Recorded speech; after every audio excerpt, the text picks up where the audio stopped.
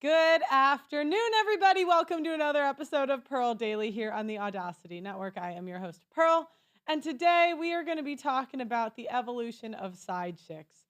Women would rather be a side chick than a wife, and this can be shown by not only what we see in reality, but also the movies that women pick and choose to watch show something about our psychology. But before we start, guys, if you want, a lot of these women don't like that I'm revealing things about female nature. The reason is you can't get as much free shit out of men. Like, if you guys knew most women are whores, are you waiting for sex?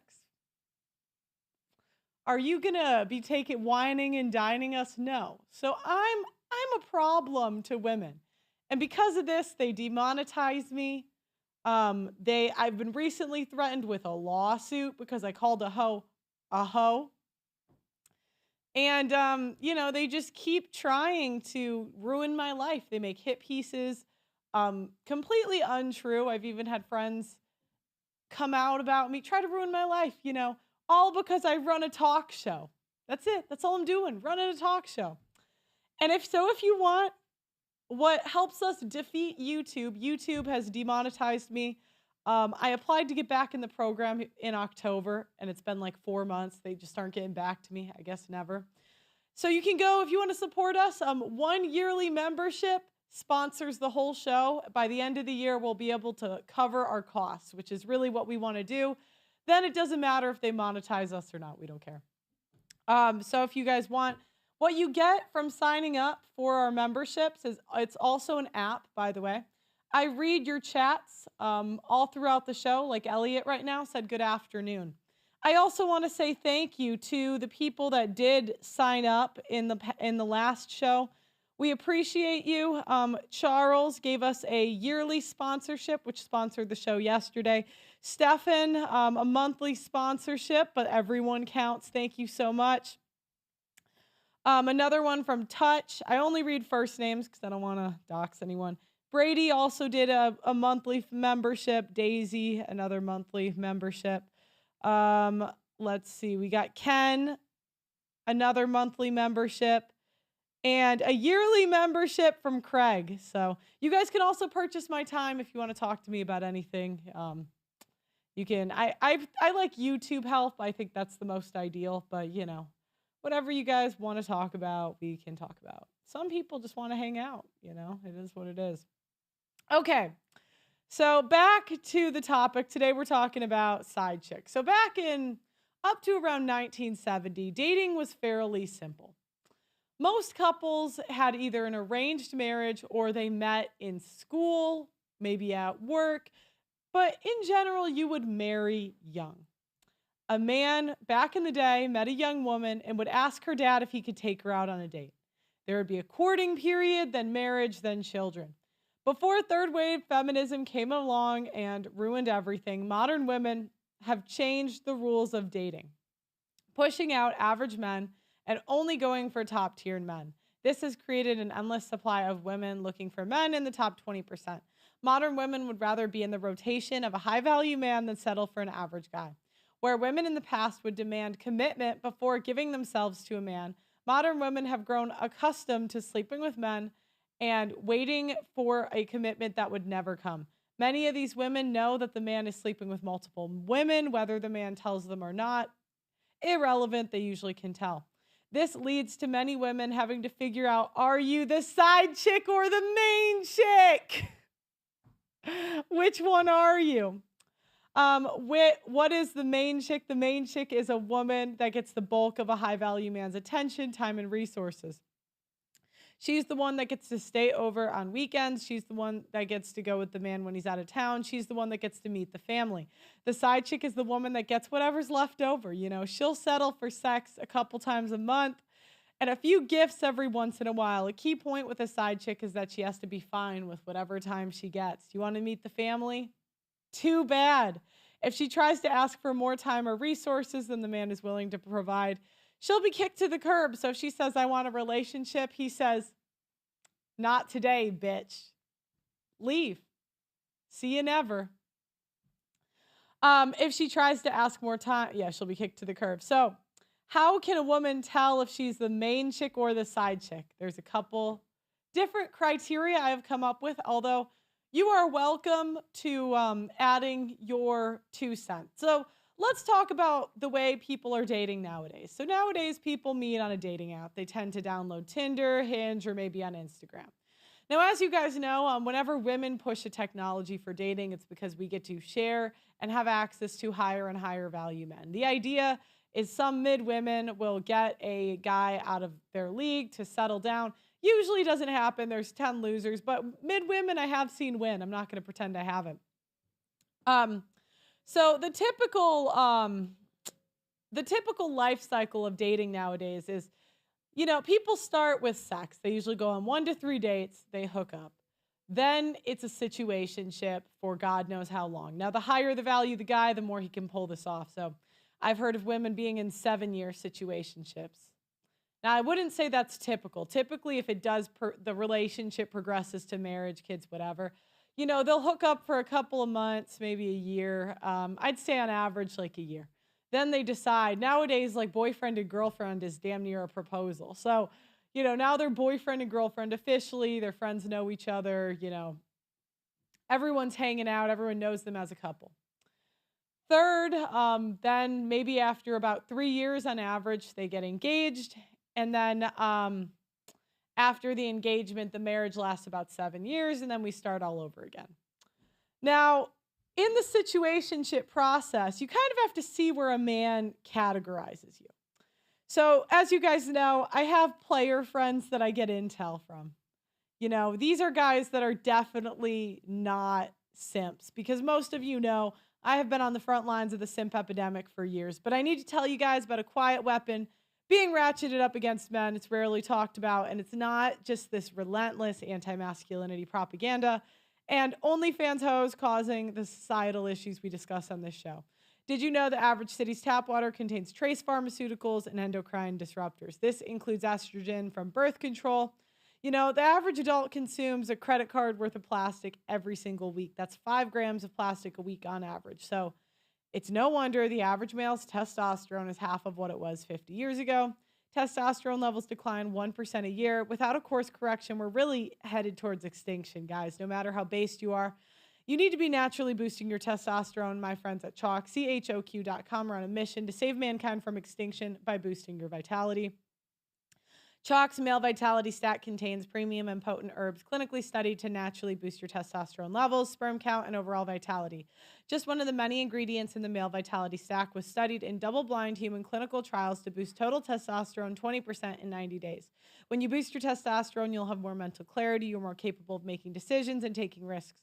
Having high testosterone will also affect your pheromones, so women will find you more attractive subconsciously. Get the Chalk Male Vitality Stack right now on chalk.com. That's CHOQ.com. Use my name Pearl as your coupon code and you'll get 25% off site-wide on chalk.com. That's CHOQ.com. My name Pearl is the discount code. Johnny Rob on the website. By the way, guys, this is what Chalk looks like. I actually really like it. I used it during my marathon. It's a very strong smell. It's almost like lemony. The flavor's lemon, maple, cherry. So if you like sour, I don't know. I like it. So get it if you want. Johnny says, I wasn't receiving a notification of live streams for like 2 weeks. Are you going to put them on your calendar? Nice to be back in the loop. We've been having some issues and I don't know what the problem is. I'm going to meet with them again next week. This month, we're going to put a lot of time into the website. So I'm going to give you guys updates on that. Okay, so now I have men, obviously being in this space. I know a lot of guys that run rotations. And because, I'm in like a friendly position with, not that kind of friendly, but like we're sort of sometimes coworkers or like I get a lot of intel that the ladies don't usually get. Now, pretty much if you're attracted to a guy and you're in a situationship phase, you might as well expect he's hooking up with like 2 other guys. Guys, not girls. You might as well expect it. I'm just being honest with you guys. Most guys, if they can, they're going to sleep with multiple women.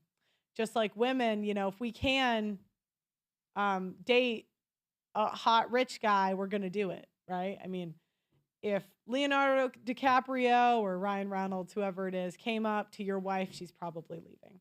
Sorry, fellas. Now, men have said a couple things when this is the initial rotation. I would say a side chick is more like post girlfriend or commitment, but this is kind of how the beginning rotation works. So, first off, we got wifey. Now, wifey is like Rachel McAdams. They kind of have this look. Like I would put her as strong 7, low 8. But men are almost more attracted to this look for like long term because it's like, she's got like the sweet look, Now, so the first girl in a guy's like harem rotation, she's gonna be like the wife material. Now, sometimes this is a girlfriend, sometimes this is a wife. Other times this is like a situationship he's considering for long term. Paul asked me on the website, has Joe Rogan ever asked you on his podcast? He does follow me on Twitter, but no, he hasn't. Shocking, I know, he hasn't asked me to go on. Now, sometimes men, they marry the wife, but they really like bad bitches. Maybe, men are kind of equal opportunists, so they kind of let out, like, men don't have standards necessarily, okay? Because you guys will go on these shows and say, I don't date women over 30. I don't date fat women. But, sex is a powerful thing. And a lot of women slip in that maybe wouldn't necessarily get in the first place. So Kim Kardashian, like maybe the man likes bad bitches, let's say. But he knows women like Kim Kardashian are just never gonna like be wife material. Like that's a forever side chick. And so some men will marry the woman that's not really their type. Or maybe he's into big booty Latinas, but the only women he can find that can submit are Asian or Indian women or white women, whatever it is, But sometimes guys, they marry a girl that's like less good looking. This woman's going to be good enough for most guys, but like the equivalent, right? He'll marry like a mid, but really he wants a bad bitch. That's like what really gets him going. And when he's had she's not a mid, but like for all intents and purposes, a mid, he'll cheat with his type. Or maybe, so this is Olivia Pope. So the next girl in the rotation, it tends to be women that have some wifey qualities. So like Olivia Pope, for example, in Scandal. She's a classy woman. She's beautiful. She's thin, but she's just a bit masculine. So a lot of women, now the second girl in a rotation, now like the first girl in the rotation, he's seeing her, depends on how much he works, right? But he's seeing her pretty much every day, or if he works a lot, maybe 2 or 3 times a week. The bad bitch is coming in, I've heard guys say a max twice a week is like, if they have a lot of time, the side chick he gets to see twice a week. Every other week, once a week. So if that's the frequency a guy is seeing you, men's time is money. So unless he's in college, I will say the college men have a lot of time. I saw men in college, they had 2 chicks they were seeing every day, but that's a little different because everyone's right there. Do you know what I mean? And the thing is, the more in the city the guy is, the more side chicks he's going to have because there's more hot women he can just like slip on the side, Then there's the cute chick, right? So this is the woman that's maybe wifey, but she's just not pretty enough for his standards. Now, again, maybe I should have done more like realistic. Like again, Zendaya is a would for most guys. Like this is good. And like, you guys aren't saying this is not good enough for me. You'd be like, all right, she's hot enough. But Zendaya, she's a bit masculine, a bit tomboy. She doesn't look like it in this picture, but that's kind of her archetype. And she's just not as pretty as the other women in Hollywood. So, she's dating a short king in Hollywood, a guy with a smaller presence. And that's because she can't get the guys that like she can, Next, we got the woman at the end of the rotation. So, this is the woman that like is a slow Tuesday, and he really has sex with her because it's easy and she makes it really available. So like his main chick might say, I'm busy. Like he says, come over. It's 4 a.m. I want some pussy, get over here now. And the main chick says, I'm sleeping. I have work tomorrow. Wait, hold on. This girl says, when do you need me? She says, it's raining, but I'll run in the rain. This woman says, oh, you know what? It's, yes, there's a tornado warning, but I don't care. I'm hopping in my car and I'm coming, because she's never going to get another chance. Like, because most men, let's be honest, they can't have 5-girl rotations. The guy friends that I know that have pulled this off, they're really top like 1% in pretty much everything. Like I can't give too many details, but one guy was in a high status job, I'll say, that was public facing. And every girlfriend I'd ever met of his, she knew the deal. She knew about these other hoes. Do you know what I mean? And he's the one that gave me some of this insight. Now, sometimes men cheat for femininity. So this is a mid, right? She's like in the Zendaya category. Cute. And I can't remember, this was the nanny of some celebrity. Some woman that looked like this, right? Some beautiful woman. Sometimes men cheat and they get a side chick because she's really feminine, but she doesn't really have the looks. You see these women, these are dangerous women because they'll steal your husband. You don't really, like, if a guy's cheating with a bad bitch, it's kind of annoying, right? But he's not leaving you for Kim Kardashian, right? The nannies, they'll get you. Because, when a woman can make a man feel a certain way, not in a physical sense, but when a woman really has mastered the art of capturing a man's emotions, you're done, cooked. It's like that scene. Oh, what's the scene? If you guys remember it, I'll pull it up. But there's a scene where this woman caught her husband cheating in a movie, and I can't for the life of me remember what movie it was. And she says, was she prettier than me? And he says, no. And she's like, what was she? Did she have bigger boobs than me? And she said, no. And she kept listing off stuff. She was like, did she have this? Did she have this? And he said, no. And then he said, she was softer than you. Those are the women that get you to divorce your wife. Now, according to my guy friend, he said there's wifey, there's backup wifey, and so essentially there's wifey, you see her like 3 times a week plus, let's say, 2 to 3 times a week. Then there's backup wifey. Now, backup wifey is like the career, like maybe the lawyer woman. She doesn't have a ton of time anyways. So, you see her every other week, up to 2 times a week. Okay. Is this a basic female skill? Rob, hell no. Yeah, okay. Has your experience been dating women that they're overly feminine in America? Has that been your experience? No, most women do not know how to do that. So then he would say the third in line was, this is like the crazy hot woman. Now you can't see her too much because she might key your car. But this is a woman that's like bad, right?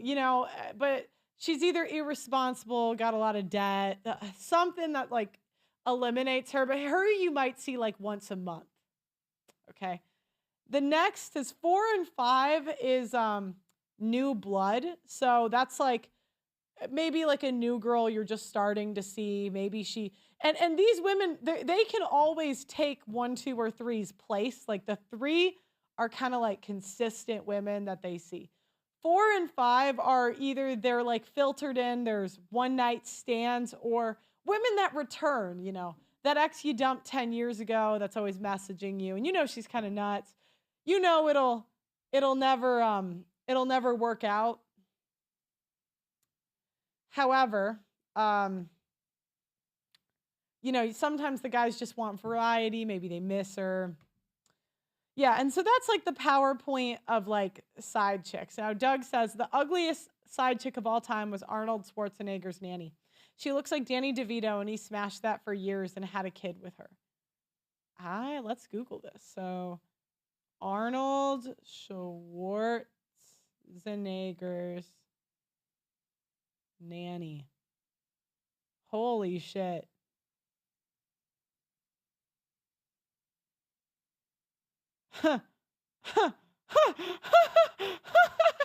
Holy crap.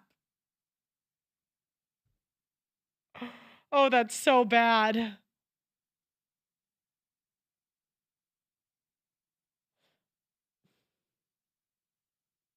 This is what I mean. Like, you guys tell me when I show women on screen, you're like, oh, I would never do her. Well, Arnold Schwarzenegger did this.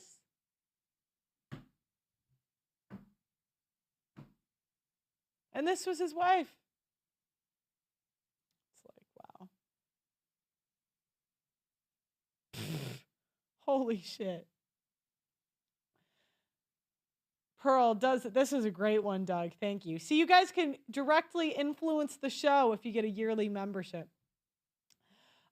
Does the quality of the side chick reflect on the main chick? I think it more reflects on the guy because it depends. Like, it's more of what can the guy get, because most men are kind of equal opportunists. They're like, old women, fuck, if you're hot enough, I'll do it. And Arnold says, this is the available woman, the woman who is just like there. You know, like, she's in the house. She's in the house waiting. Okay, so when I first saw her, I couldn't believe it. I'm having a hard time believing that too. So how do you know? And I'm gonna have Myron's gonna call in at some point this show. There's no one that knows more about hoes than Myron Gaines, so I think it'll be a good collab. But I put some criteria that you can tell if you're the side chick or the main chick. Now, the first one is how often he is seeing you. Now, the minimum I'm going to give, if he's seeing you twice a week and he works 60 plus hours a week, you might be the main chick. If he's working 60 to 80 hours a week, he doesn't really have the time to cheat like that. But you got to verify he's actually working that much. You got to verify, because what is the best way to cheat? Babe, I'm working late. Done. You're not even going to check. And that's going to be tough because you don't want to be a stalker. Some of you ladies will do it, so I don't. But you guys get the idea. Regular dinners, so if he's taking you out to dinner, you're more likely to be the main chick. Now, by the way, there's no rules in this game. Some side chicks get written into deeds. Okay, some side chicks get really close to wife level. Where if the wife died tomorrow, she's up to bat. She's going. Some side chicks get the man to divorce their wife. Now, what time of day is he seeing you? Is he taking you out in public? Is he bringing you to places that he regularly goes? You are more likely to be the main chick. However, if he's only seeing you past 10 p.m. at 10 p.m. at the Motel 8, you are most likely a side chick. Now, some days of the week that men seem to be seeing their side chicks. So you can also tell where you're at in the rotation. What day of the week is he seeing you? Now, you're more likely to be a main chick if he's seeing you on Friday night. That's like a prime day of the week. I've heard Tuesdays and Wednesdays are great for side chicks. I've heard that's a great time if you're going to cheat. Tuesday and Wednesday night, you can just say I worked late, whatever. Another tell that you are the side chick, he's not staying the night. If you've never woken up to him the next day, you're a side chick. If you've been sleeping with him for over 6 months and you don't know where he lives, you know, some guys, they know she's never going to graduate into main chick. And I've heard a couple different strategies on this. So some men, they're only bringing the women to their place because they don't want to drive. But other men, they don't want the women knowing where they live in case they find out about the other women. So they're only going to go to your place. Now, which strategy is the guy going to use? I don't know. You know, ladies, you got to deal with discretion, right? I don't know your situation, but if you don't live with him, you know, we just kind of got to, if you live with him, I mean, he can't be cheating that much. I mean, you know, to be fair, some men are demons, but like, you know, he's not cheating that much. Unless you're dumb enough to get a nanny. But, you know, Uber to the rescue. Yeah, but she could still show up at your house, you know. Again, if he lives more in a city, there's going to be more side chicks there. If you've never met his friends or family, you're a side chick. If he's never shared his hobbies with you, you're probably a side chick. Side chicks will get visits from the time he gets off work to when he gets home, like happy hour. So, you know, that's an easy lie. Baby, I'm running late. You know, work's going late. Boom, he stops by his side piece's house. If he doesn't tell you his work schedule, side chick. If he comes to your house at 9 p.m. and leaves by midnight, if he comes over right before bedtime and leaves after, if he's never taken you to a high-end place for anything other than alcohol, Applebee's and TGI Fridays are great for side chicks, you know. You're not taking that, you know, 4 that gives you the Gluck Gluck 5,000 to like a nice restaurant. What are you doing? Know your position. A main will get, on average, 2 evenings and a day on the weekend. The second one gets 1 evening a week, 4 times a month. This does vary. I've heard guys say up to 2. Up to 2 days a week is like the most they'll give a side chick. But that's second. The girl's second in command. You know, guys who work a lot tend to be protective of their personal space. So if they do let you into that, you're more likely the main chick. And there are different levels of side chicks. So there's a side chick that's a side chick just for sex. She's just getting smashed. He doesn't really like who she is as a person. He's just hooking up, leaving. He might even hate her. But you know, she's got that gluck gluck or whatever. The side chicks that get resources, you know, some side chicks get written into wills, guys. There are side chicks that are like second families, and they're very close to the level of resources as the main chick. So that's not as common, right? But that does happen. Oh, he's on? Okay. Then we got the fetish side chick, which, well, I don't like the word fetish, but a guy that is married to a woman that's not really his type, but he still cheats with it. But today we have a very special guest coming on. We have the king of 304s. There's nobody on this planet that knows anything more.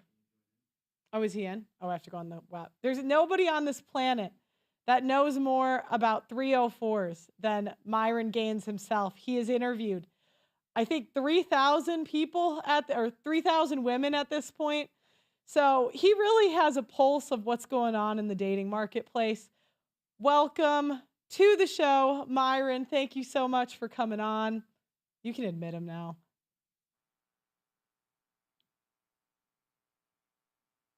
Or let's see. I think he's connecting. We'll give him a second. Pearl, can you hear me? I can hear you. Welcome to the show. How are you?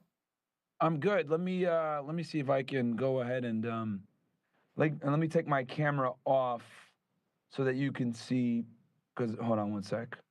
All right, chat. Hold on one sec, guys. I'm live on my end too. Sorry, I had technical difficulties earlier, but I should be good now. Okay. Yeah. No No problem. How many women have you interviewed now? What's the count you're at? Uh, we're pushing like 3,500, I think, if I'm not mistaken. I can have my guy Roman. Roman, if you're watching, can you tell me how many we got? I think the latest stats is we got around 3,500 or so. This is Or close. this is kind of full circle because our first debate was on I didn't think that like men cheated that much. And I concede now, I concede you were right. Men that can cheat Yeah, will. Yeah. it's it's just crazy how dudes will put on the cape and lie, you know what I mean, and sell girls a dream just so they can continue to get access to her. The things. What I've realized typically, men's sexual strategy is typically directly proportional to their SMV. So the higher the SMV, the more reckless you can be in how you deal with women. And the lower your SMV, the more calculated and cautious you have to be with dealing with women. I'll give you an example. You take someone like Tristan Tate, right? When I was in Romania, this guy's fucking reckless, man. He's like the girls love him, right? And when I say reckless, I mean as in like the girls love him, but he doesn't pay attention, right? He'll have 2 or 3 of his girlfriends hanging out with him while he has a couple side chicks there, etc. And all the girls get in line because they all want him, right? Despite the fact that he's there with a bunch of other women, he's able to do exactly what he wants, and they don't really have any power. And that's directly proportional to his high SMV, right? Pause. Mm-hmm. But you take someone who's lower SMV, a guy that isn't that attractive, that doesn't have options, they have to play a lot nicer. They have to sell a dream a bit better. They have to work a lot harder to be able to get the same sexual access. Yeah, and I got red pilled because there was a guy that came on my show that was like virtue signaling and saying like, oh, like men shouldn't cheat. And I found out he was dating like 3 women that had come on the show. And I was like, what the hell? And I was like, wait, Myron was the one being honest. Where all these guys are lying. And I was like, holy shit. It's bad, man. It's really bad. And here's the thing. The reason why is because a lot of guys, why the hell? Okay. I can see you now.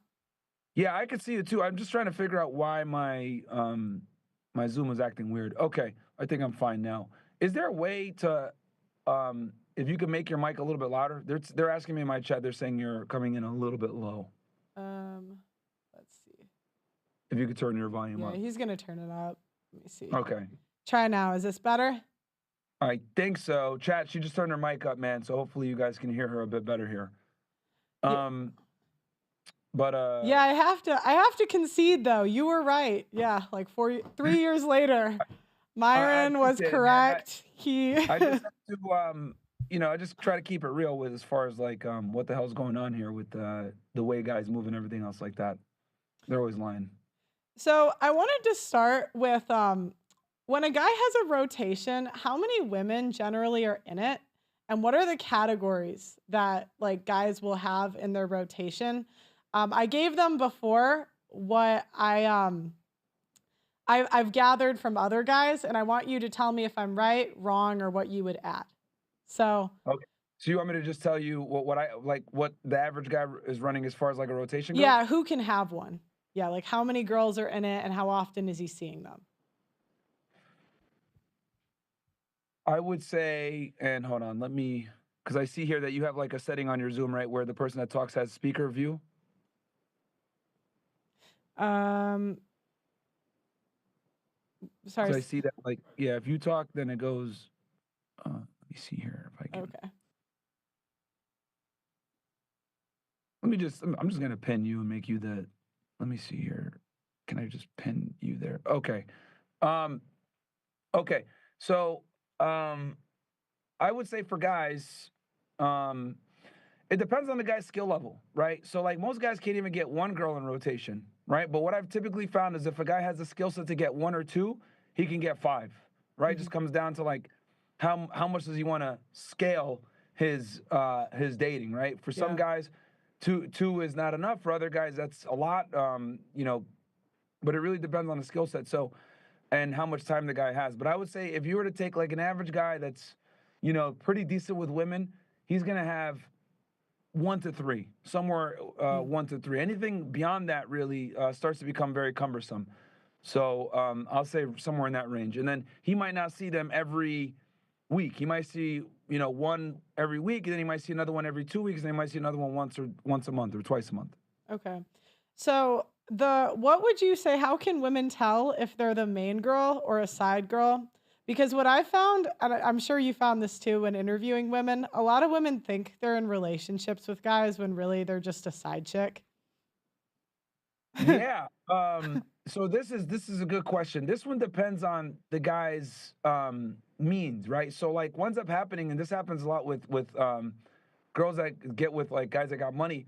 Like that guy might take him on a trip or he might buy her a gift and she'll think that she's the main girl, but what she doesn't realize is he just has a lot of money and he's just tricking off on all of them. So um, I would say for women, if your guy has money, be especially suspicious when you get gifts and everything else like that, because that doesn't necessarily mean you're the main girl.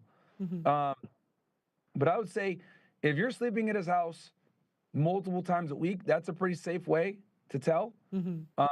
that you're the main girl. So how many times a week would you say makes someone the main girl? I wanna see if we have the same answer, but hold on. No problem. I would say if you're getting anywhere between 3 to 4 or more, you could at least say you're a main chick. He might have another main chick, but you can at least say you're one of the main chicks. Yeah, that's what I thought too. What else? Do you have any other advice for how you can tell other than time? Um, Time is one. Getting gifts is another thing, but like that depends on the guy, right? If the guy's rich, then it has less meaning. Um, what else? I'm trying to think here. Oh, if you have access to like anything, if you have access to like anything that's like important, like you do, maybe he has a business and you have access to like his credit card billing or something like that, or he has you as an authorized user or something like that. But he's not rich. That could be a way to tell as well. But I'll say like the more access you have, the higher the likelihood. The more access you have on his life, I'll put it that way. The more access you have on his life, the higher the likelihood that you are a main girl. So, in Miami, you must see, like, a lot of crazy things with side chicks. Have you seen side chicks get, like, written into the deed or, like, side chicks that actually meet the wife? Yeah, I don't not meet the wife, but I've seen like guys like live like a whole other life, like with their girl, with their side girl, and the main girl never knew about it, and vice versa. So, because the thing is here in Miami, man, is a lot of these guys are tricks, man. So like, what'll happen is like they'll sell the dream, they'll show her a certain lifestyle, and she'll fall for it, and she won't even look at some of the red flags. She'll just, she'll pretend like she doesn't see the red flags, right, to kind of have the dream continue going on. And how long do you see women, until they age out of Miami? Like, cause I always say the hottest women will go to, like, A-level cities, I call them, like, out Vegas, LA, Miami. How long until they move out either from a bad decision or they age out? Good question. Depending on how well she takes care of herself, um, late 20s to early 30s. What I've noticed with white women, in particular in Miami, is they get out of here sooner. Yeah. They get out of here sooner. And do you see them, like, getting married usually, or where do you like, what happens to them? They go to Fort Lauderdale, No or they move. way. They get out of Miami. Like they go to Fort Lauderdale, they go to West Palm Beach, etc. Like the other thing too, which is it's interesting, but I've noticed it's like they get a lot of hate down here from the Latinas and from the black girls. So white girls that come down here stay for a period of time and then they get the hell out or they move up north. If they're Russian, they go to Sunny Isles. Mhm. If they're like a regular white chick, they go to Fort Lauderdale. And,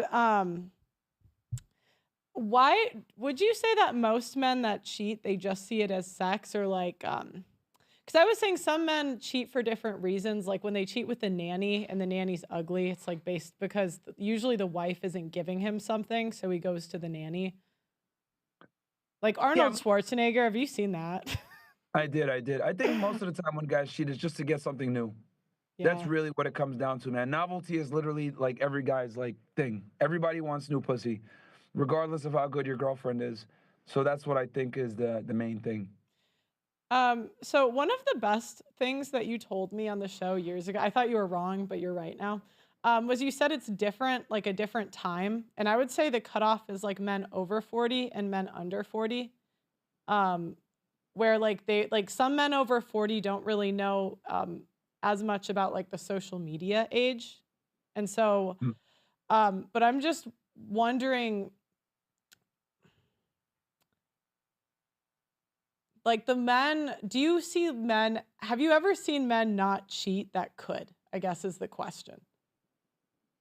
Um, have I ever seen men not cheat that could? Of course, but typically those guys tend to those guys tend to be religious. The guys that I see that don't cheat that can that have the capability, 9 out of 10 times they're extremely religious, which is why their conviction to God keeps them from cheating. That's the only time I've ever seen it. And do STDs ever become a problem?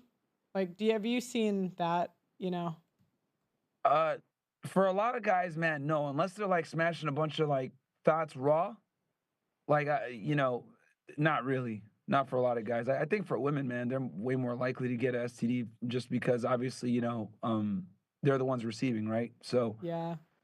versus a dude, you just wash your D.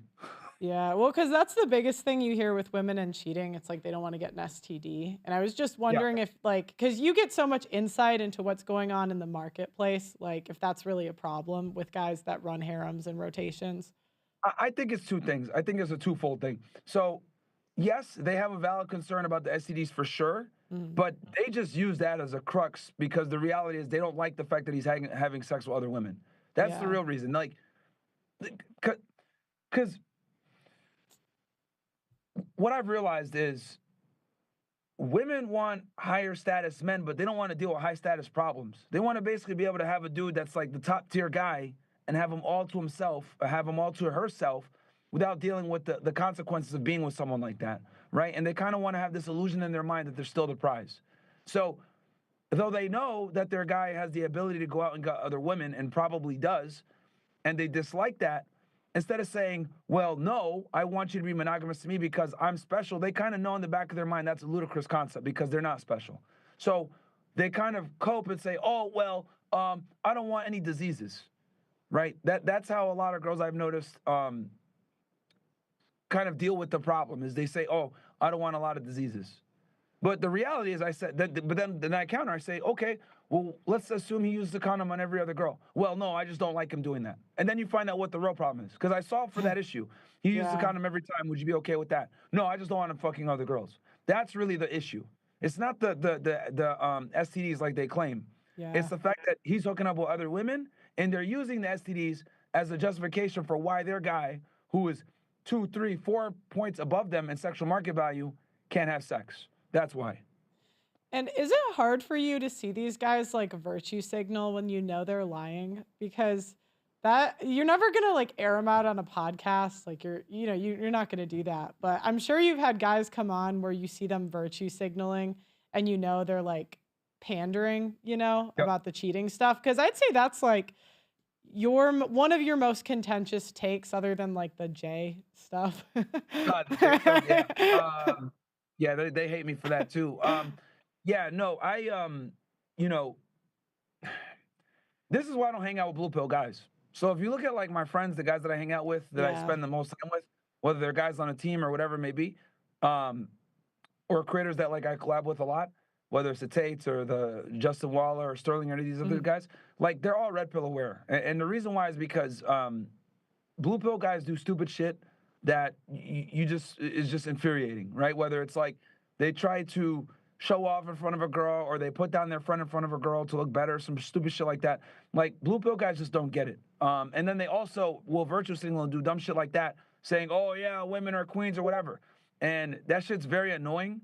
Mhm. And I think the culture's kind of caught up to it. Like we're all tired of this virtue signaling shit. Yeah. I'll give you the perfect example. Bryce Mitchell made some comments, right, about a certain guy with a mustache from the 1940s. Yeah. And what ended up happening was he went viral all over YouTube for talking about this, right? And a certain event that also occurred in the 1940s. And he went viral. The video got taken down. Dana White called him an idiot, blah, blah, blah. So he goes on a podcast with Rampage and his partner Beard or something like that. Bear, I forget the guy's name. And during the podcast, Bear's trying to like, virtue signal saying, yo, you can't be saying stuff like that. That's offensive to a group of people. Mustache Man killed millions upon millions. All this other bullshit. See a bunch of O/slash in my chat, right? So what ended up happening was he got so much backlash in the YouTube comment section of his own video for trying to tell Bryce what he can and can't say, right? Because not only did he bring Bryce on, he gave him a whole lecture about it. He said, we're not even going to give you the opportunity to explain yourself, blah, blah, blah, all this other bullshit. So they fucking ratioed him into oblivion to the point where they commented on his shit, disliked the video, and he had to take the video down, right? So why do I give this example? I give this example to simply state this. People are tired of being browbeat, right, and virtue signal to try to look like you got the moral high ground. People are tired of it because we know it's inauthentic. We know it's not authentic. We know that you don't talk like this with your friends behind closed doors. So authenticity is widely respected, right? This is another thing too. Why did Kanye go so viral over the past couple of days, saying a whole bunch of stuff? Yeah. The reason why people respect, yeah, people respect authenticity, and they respect people speaking their minds, regardless of how provocative it is, right? So, and I say all that to tie it back. This is why I dislike being around guys that are virtue signaling, because like you've seen already, when guys say this bullshit about, oh yeah, I'm a feminist or I'm a champion for women, etc., those guys tend to be the worst ones. Those are the ones that are smacking women around. Those are the ones that are cheating. Those are the ones that are doing the fuck shit. So that's why people don't like virtue signalers, because we know it's not real. And society's looking up to it. I have a theory that the Christian simps are bigger simps than the leftist guys in open relationships. Because at least the leftist, like the Christian simps get cheated on by their wife and they have to take her back because of God, where the leftist guy, at least he's doing it too. So, okay, so you're saying they're both simps, but like I would put the leftist guy above the Christian simps usually. Okay, so you're saying like a liberal guy, though he's a pussy, like, he still has more awareness of female nature than the Christian guy. Yeah, like take Destiny versus the guy that married Nala. Like who's like Destiny, and I know you're friends with him, it's not a shot at him, but like he was hooking up with like Lauren Southern, he was like hooking up with all these women that were pretty attractive, where like the guy that marries Nala is stuck to a porn star forever. Yeah, I mean, you know, that's an interesting argument you make. You know, some guys play what I call liberal game, right? And what I mean by that is like they'll play this social justice warrior, this I'm a champ, I'm a fighter and advocate for women's rights, etc. And the only guys that get away with doing that properly are guys that look very good. No, pause. Or guys that are famous, right? I'll give you a perfect example right now. You take someone like Hassan Piker, right? Yeah. A lot of people remember, 10 years ago plus, he was doing like frat bro videos on how to pick up girls in college, right? No way. Yeah, he did. Yeah. He doesn't like to talk about it, but he has a bunch of old videos where he's like literally doing like frat bro, you know, red pill light videos on how to be attractive to women. So he obviously has a concept and understands what it takes to be arousing and attractive to women, right? And then but now he's like, you know, a socialist leftist, whatever. But the thing is that a guy like him can have a pussy mindset like that because deep down he still understands, you know, the red pill to a degree where he still has to show some type of dark triad traits to be attractive. And then on top of that, right, besides that awareness that he has, he also is famous and rich. So he's going to be able to get away with doing certain beta behaviors that other guys would never be able to get away with because he's rich and famous. So girls are going to, you know, give him a pass on shit that other guys wouldn't be able to get. So you're always able to get away with more as a guy, the better you look and the more money and status you have, right? So like women are going to be more tolerant of your stupidity when you have things in place. You can make more mistakes, in other words. Yeah. Do you think that side chicks are loyal? Like if a woman's second or third in a rotation, is she seeing other guys too in your experience, or is she loyal to the guy? That's a good question. She'll be loyal to a point. Like if she doesn't get something for being the side girl, because some girls are totally content with being a side girl, right? If they're getting some type of provisioning. But typically she'll put that guy on a time clock. If she doesn't get what she wants, yeah, she'll start weaning off that guy and becoming the main girl for another dude instead. But it's funny, because she'll wean off, go to someone else that might be giving her a better deal, but then she realized that guy's a loser too, and she comes back to the guy that had her as a main chick. Or sorry, How how long is the time clock till a side chick leaves? it depends on the guy and how much she likes him. But I'll say if we're gonna be general here, Yeah. 6 months to a year. So she'll stick around 6 months to a year, and then she'll go find someone else. How long till she comes back usually? I'm plugging something in. Hold on. That could vary. It depends on what she ends up doing with the other guy. I've seen it where they leave, they get with that guy for maybe 6 months to a year. Then I've seen it where she's with him for like 2 or 3 years, or maybe even longer, 5 years plus, because they got married, and then she divorces him. So it depends on the other guy, what level of commitment they end up getting into. And does the main guy take her back too? Anyone that's smart takes her back as sex only. They never take Yeah. her back as a main girl again. Do you think it'll get better in the future? Like, you said people are getting tired of the inauthenticity. Because it's interesting because I see women getting more power in the future, like having more money, having like more in general. There's some like glimmers of hope maybe with Trump and like Twitter, but I'm just wondering, like, what's your prediction in 10 years from now? Will it be better or worse for men? Okay, so because that's a two-pronged thing. So Yeah. you're asking me, will it get better in the dating world, and then will it get better with the cancel culture and Yeah. the virtue signaling, Yeah. right? Okay. Yeah.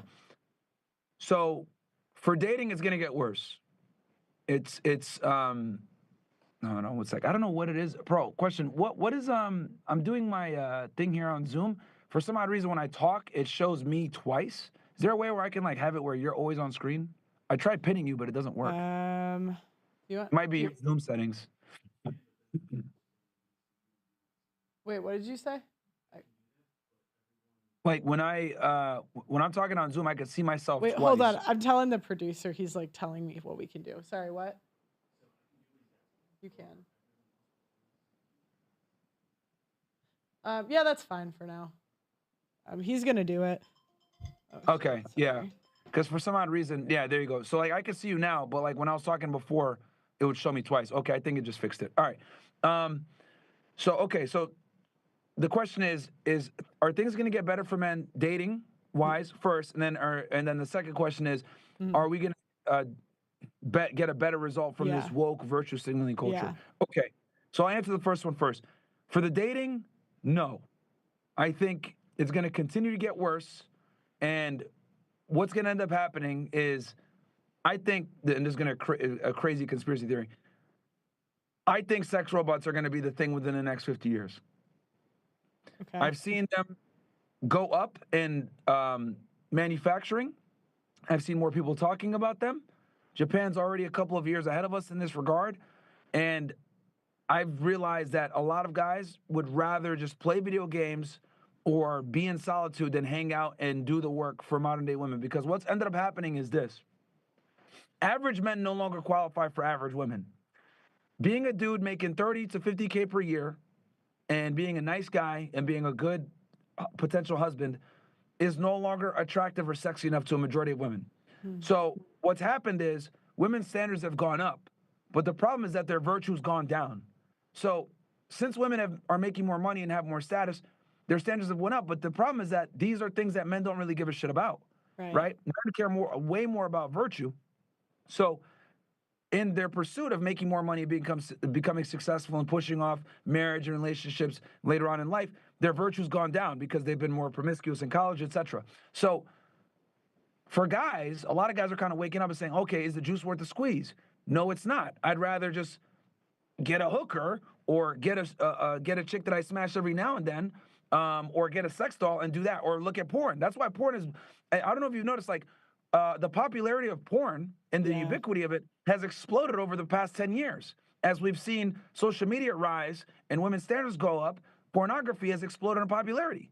So I think with men, right, men always find a way to deal with a problem. And in this case, we have a reproductive problem for a majority of men. So they found ways to get around this by getting hookers, going on porn sites. Only that we've seen the explosion of OnlyFans within the last 5 years, etc.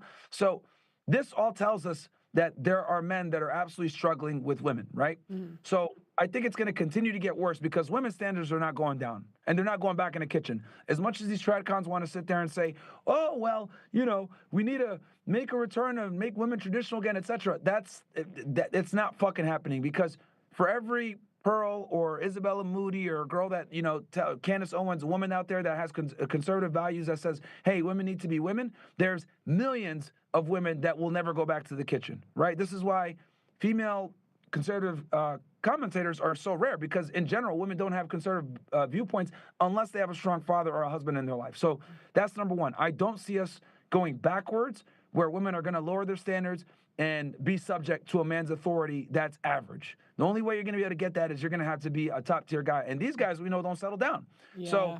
we've almost women have almost created this sexual marketplace that actually puts them at a disadvantage. I've always said it like, whenever you put women in charge of the sexual marketplace, the only people that win are the top 1% guys, because then they really control everything.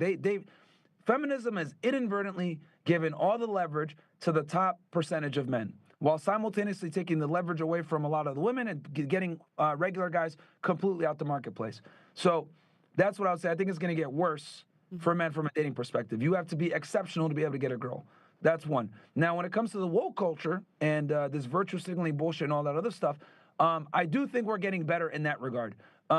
We saw Kendrick Lamar bomb on the Super Bowl halftime show. It was rated as one of the worst Super Bowl halftime shows ever. He brought in a black Uncle Sam, aka Samuel L. Jackson. His performance was nothing but black people there. He tried to send a message about reparations and the 40 acres and the mule and also all this other, pro-black bullshit that they always try to do, this propaganda.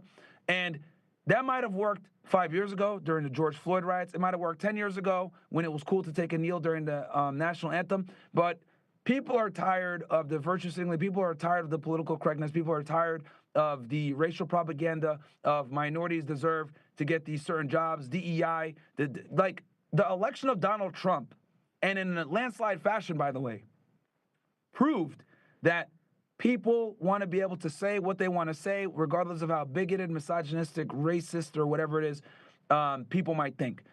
So I do think that freedom of speech is making a small comeback. Are we ever going to get complete freedom of speech?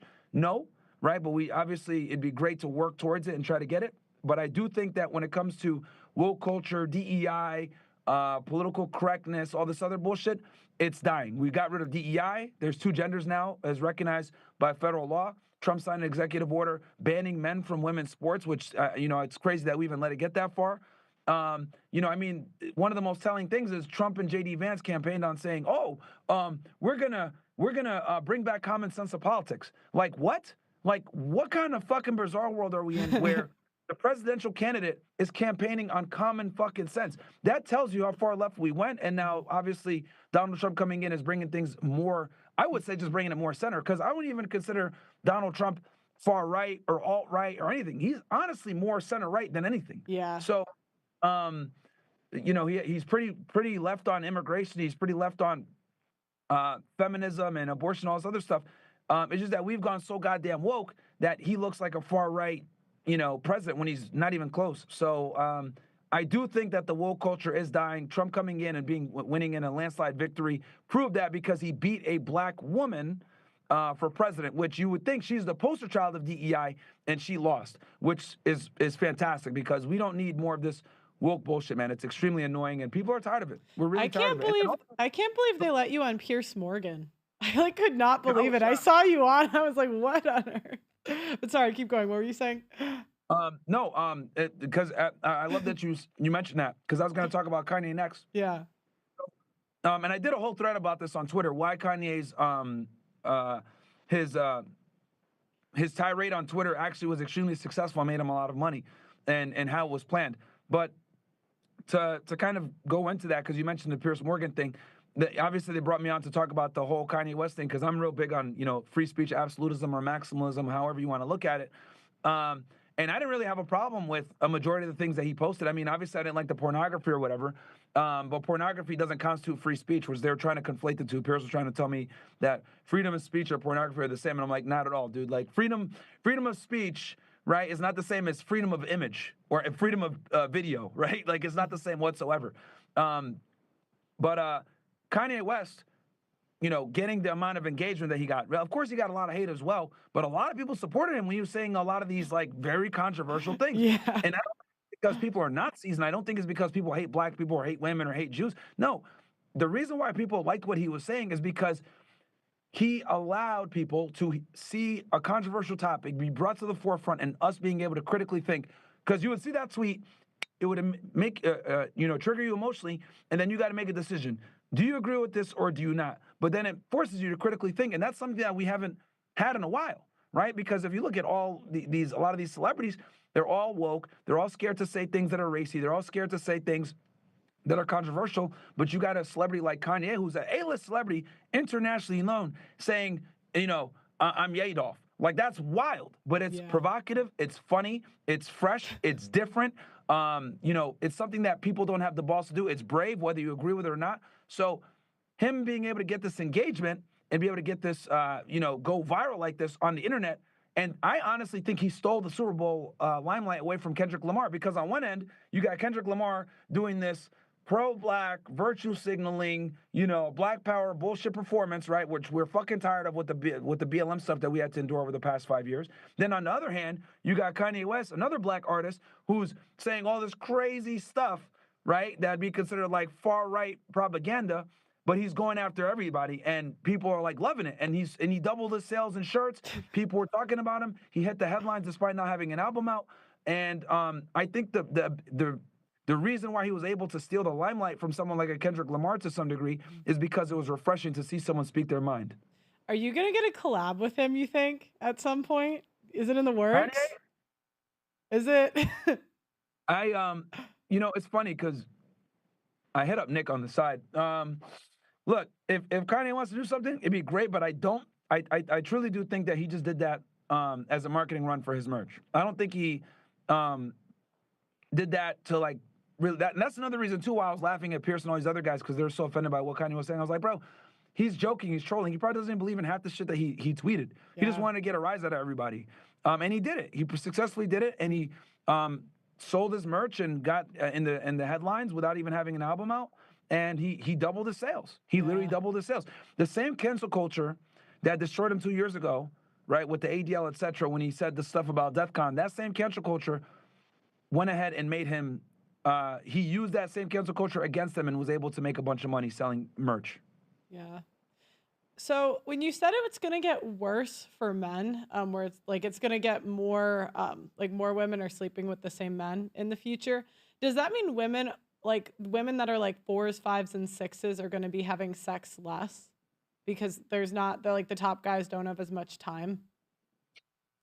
No, so one thing I've noticed is regardless of how ugly a woman is, she can get laid no matter what. So I don't think, because here's the thing, lower status guys and ugly guys still get played too every now and then. It's far and few between, but they still absolutely do it. So for women, I don't think they're ever going to have less sex because, all they have to do is get on Tinder, go to a new city, and they can go ahead and scratch that itch, which a lot of women do that, right? They surreptitiously do it, of course.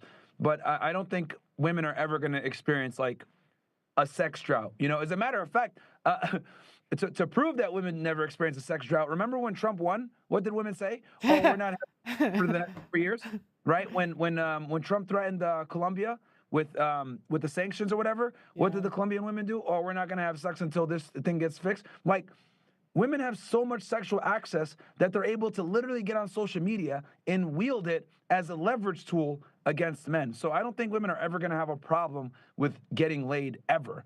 If anything, they use it to their own advantage. It used to be, I'm going to wield this and use it to get marriage, right, and a family. Now they use it for political leverage, financial leverage, status leverage.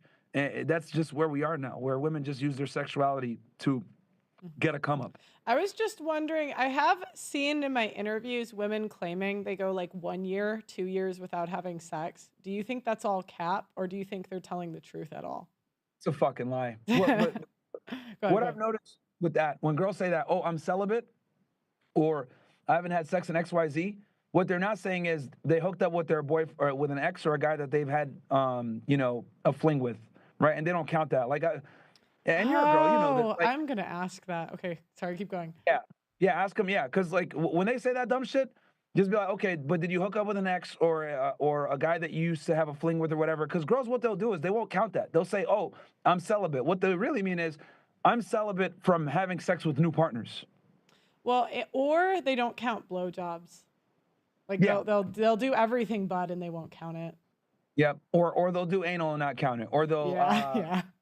or they'll have sex with a condom and not count it. It's crazy. Girl math is like an insane concept. Someone needs to write a book on this shit. Like how girls will use very strange scenarios to justify their actions and not count certain things but count other things. Well, I think you'd be the person to do it. You've I might interviewed do a more book on girl math or some shit like that. yeah. It's crazy, man. So any last thoughts on how can you tell if you're the main chick or the side chick that we didn't go through at all? Um, I would say honestly, time is really the biggest one, time and resources. And then the only thing I would say when it comes to resources is just obviously be wary of it, right? If you're with a really rich guy, right, the weight of the resources goes down a bit. But if you're with a guy that's more, average when it comes to income or whatever, the more money he spends, the more you can assume that you're the main girl. But if it's a rich guy, obviously, you might need a little bit more proof to know that you're the main girl, maybe sleeping at his house more, etc. Do you have access to certain things, about him that other people don't? I think these are all really good signs to tell if you're the main girl or not. And what is the average level of looks of a main chick for these guys? Like 1 to 10. So it depends on are we talking about a guy that is A guy with options. a guy with options? I think it's kind of it's an unspoken truth/secret that most guys understand, that if you want a dutiful girlfriend that's not gonna be a thought, you need to get a girl closer to the average. Mm-hmm. You need to get a girl somewhere in the 5 to 7 range, right? Those girls tend to be the best girlfriends. Especially in the social media world, because the girls that, and I think you've talked about this before when you talk about like A-list cities, etc. Yeah. Once girls get into the 8, 9, and 10 range, they start to become community property. And what I mean by that is, by community property, I'm not saying that she's necessarily engaging in overt sex work, but what ends up happening is she's able to monetize her beauty to a degree. And when she's able to monetize her beauty to a degree, that opens up certain opportunities for her, like in the major cities you mentioned, or on the internet or whatever. And that opens her up to more, how do I say this, problematic encounters that that a future husband or serious boyfriend would not necessarily want their girlfriend to be involved in. So this is why I tell guys, always be wary of women that are highly attractive. 8s and above, 7, even 7s are very attractive. Because Yeah. the other thing too, right? When I say a 5 is average. Like a 5 is a Yeah. girl that is cute. You could bring her to a party. People are gonna say she's cute. She's not embarrassing, whatever. A 6 is attractive. A 7 is pretty damn hot. 8, 9, 10, these are when you start getting into the model categories, right? Mhm. Like girls have an overinflated sense of self-worth when it Yeah. comes to where they rank themselves. Like a 10 is damn near impossible to find. Like impossible, right? The most beautiful women in the world are like 9s. So when I say get yourself a girl that's like a 5 to a 7, that's still pretty fucking attractive, Mhm. right? I just want guys to stay away from girls that are beautiful to the point where it's inevitable they're going to monetize their sexuality, because these are girls that typically don't end up being good long-term girlfriends, because these girls end up becoming models, influencers, etc., and that's not what you want as a guy ever. Yeah, 8 to 10s. I don't find that they're the sluttiest. I think that the sluttiest women are like strong 6s and 7s because they get past them. Yeah. They have access to And too ugly much. girls too. Yeah. Below average girls are the biggest hoes. Yeah, but 8 to 10s, I actually think they're less slutty because they don't have to be as slutty to get stuff. Yeah. But yeah, I mean, what are they gonna say to no to a yacht party to be with an average guy?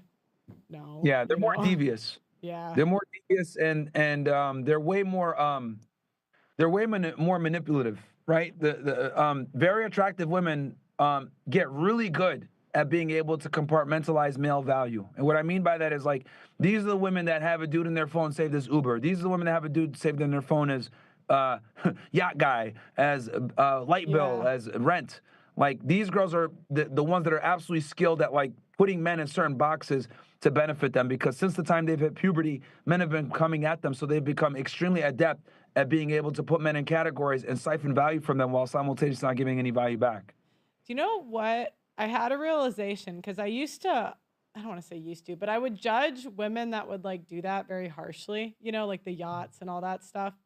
Yep. And, but I realized I'm like, I guess I don't know what I would do in that situation because I've never been offered yachts or like any of these crazy. So it's like when you That's think good. about it from there, what? No, I said that's good. Yeah, I know. But I'm like, when you think about it from their point of view, it's like, well, it kind of makes sense why they would do that. They get to be worshiped 24/7. And Yeah. yeah, like it Then makes perfect obviously sense. those Go ahead. they get worship. There's a lot of like higher status guys on these boats. They're able to, take pictures and show a certain lifestyle. I've noticed that a lot of girls also are real big on conveying a certain lifestyle, right? Like a big reason why girls love Instagram is because they're able to show their life and be like, look at how lit I am, right? Like women will go ahead, like average chicks will go ahead and put all this effort into their Instagram and not make any money off of it just so that they can flex on other girls. Like they love flexing on each other. It's crazy. It's like a very strange phenomenon of like, look at what I have access to, right? Look at Yeah. look at me doing traveling here, being on this boat here. Look at these pictures. So yeah, Okay, last thing. I want you to sure. rate some women 1 to 10 because I think that men, and you can tell me if you disagree. I think that men can only accurately rate women if they've lived in an A-level city because men in the country have not generally had access or seen the level of beauty that men have seen in LA, Miami, or maybe Vegas. Would you agree with That's a that? really good point you bring up. Yeah, you're right. Yeah, that's actually yeah. That's a really good point because what I will tell you is this: like anytime I'm in so whenever I leave Miami, right? Whether Yeah. I go to, I go to Vegas often, right? Rolo and all them are over there. Or I go to Texas, or I go back home up north, and I look at the women. I'm like, what the fuck, man? All these bitches are ugly. But then I realize I gotta like almost bring myself back to reality and be like, well, you live in Miami, which has the highest concentration of attractive women in one area. We have some of the lowest obesity rates here in Miami, right? Yeah. So when I go to Middle America or I go to other places, I'm like I have to almost kind of remind myself like this is how the rest of the United States is. And obviously I lived in Texas for many years. I'm from the Northeast originally, so I'm used to it. But I almost have to snap back to the old Myron where I used to live in these areas and see what more average people are. But yes, I agree with you that um, the best assessors of female beauty are going to be guys that are around them all the time because they're seeing the top notch, so they're able to more accurately tell you, oh yeah, this girl's like average looking, whatever. Because yeah, guys from the country, they come here to Miami and they get thirsty and they're like, oh shit, because they've never seen attractive Latina women before. Like it's not a thing where they're from. Yeah. And because even if Megan Fox, she's the example of an 8 or higher. Like my categories are 8 or higher is like model level. Mids are like 4 to 6. And Mhm. then 7 is like they're an 8 until you look closer. They're like an 8 until you see the duck lips or like something like brings them down. They're like almost really, really hot. Um, and I realized that like if Megan Fox was born in the middle of nowhere, she'd be in LA. Like people find these beautiful women and give them opportunities to get them to these A-level cities, you know. Yeah, oh, absolutely. So And I would say and keep in mind, Megan Fox comes from an era before like social media. oh yeah. Like now it's even easier, right? Like what Megan Fox's like heyday was like 10 years ago. Social media was just starting to like kind of pop off in the early 2010s. But like now it's like that's how girls are getting discovered is TikTok, Instagram. Like social media is completely streamlined now to the point where it makes no sense to like it makes no sense to not market on social media. That's how ubiquitous it's become in society. Like if you have a business, even a brick and mortar business, if you don't have a social media page for it, what are you doing, right? Yeah. Yeah, and so it's like even if she's from say Milwaukee, she's gonna go to a big city. And if she like a 7 is gonna be the hottest girl in like a small city like Milwaukee. Okay, Yeah. so we got the OnlyFans woman. Can you see my screen? Yeah, I can see. Oh yeah, this girl hates me. She has me blocked on X. Uh, I would give her. She's like a solid 6.5. Okay, I said Like 7, so we're kind of point close. 5, maybe maybe on her best day, dolled up, did everything, maybe a 7. But yeah, she's above average for sure. I said so I put a 4 as an overweight girl with a kind of cute face. I think you're gonna give her a 3 though, is my guess. Um, no, I would agree with you that she's a 4, like a 3 or 4, 3.54. She's in that range, yeah. So I call this an older mid, which is a former 8. That's what I gave her. Like a former 8, now she's a 6. Yeah, yeah, I would say, yeah, for sure. How old is she? Who is that? I think she's like 40 now. Okay, who is that? Who is Ivanka that? Trump. Oh, okay. Yeah, in her heyday, probably a lot more attractive. But yeah, I would say now, with the age, yeah, you could say a 6, yeah. Because older women are always gonna lose points. Yeah. Upper beautiful. So what would you give her? I can't see her body, but I could tell that she's not fat. Yeah, this is a solid 6 for sure. Solid 6, 7 Dang, in you that range. you gave I Megan can't. Fox a 6'7"? Dang. This is Megan Fox. You might be harsher than me, Myron. They think I'm harsh. Margot Robbie. Yeah, this is a middle America 5. This is an average, completely average girl. This is a chick that you can walk on any college campus. You're gonna see girls that look like her all over the place. This is a socially awkward mid 5. Yeah, that's like she's Lower? yeah, she's like a 3 or a 4. 3 or 4. Okay. Oh, these are the men 9-10s. Normal guy who improved, but that's all I got for the. I wasn't gonna. So who's your? Give me an 8 to 10, like celebrity. Shit. Damn. Megan Fox in her prime probably was like a 7, 8. You just gave Uh, her a 6. That was her at 22. oh really? Yeah, you just gave her a 6. I couldn't see her body. That's why I couldn't see her body. That's okay. But who would you put for? Give me another Uh, one like more common today. yeah, let me think of damn, I can't think of a female What about celeb. Rachel McAdams? What would you give her?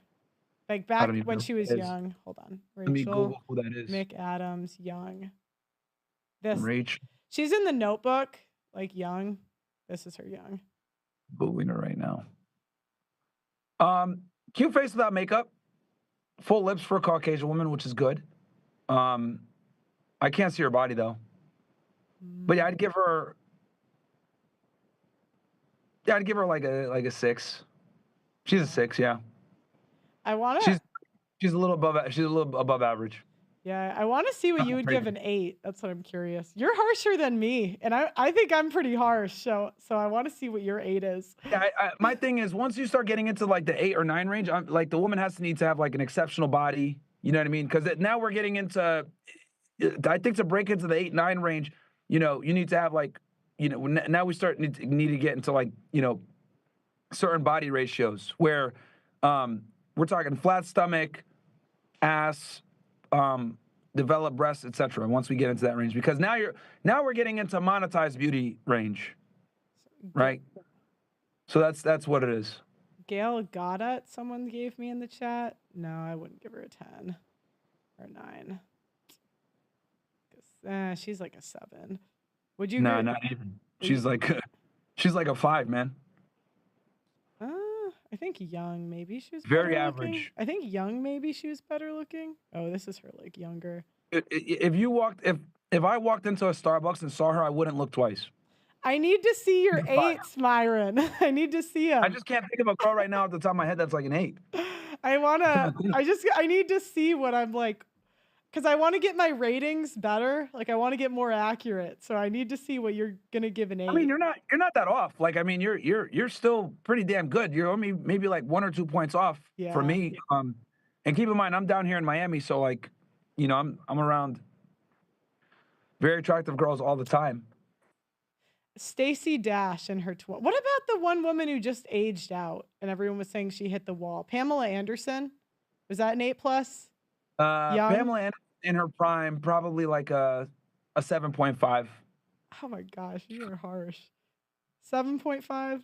Okay. That's still very attractive, man. Stacy Dash.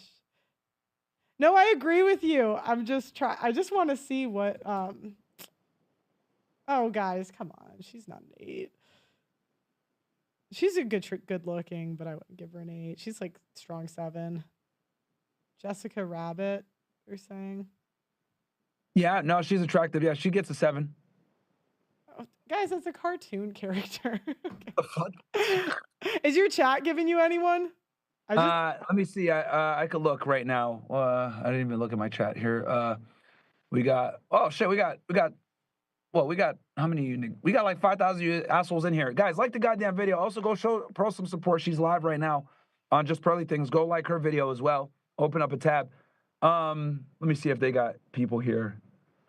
Yeah, open up a tab, guys, and like Pearl's video for me. Anne Hathaway. Let me look up this girl. See, the thing is, like, I don't even like. Well, a lot of these guys have never seen what you've seen. So, like, they've lived in the country their whole life. And I can tell this because my brothers are way less harsh than, like, guys that have lived in the city. Because we're, like, an hour and a half from Chicago. So it's like, they haven't really.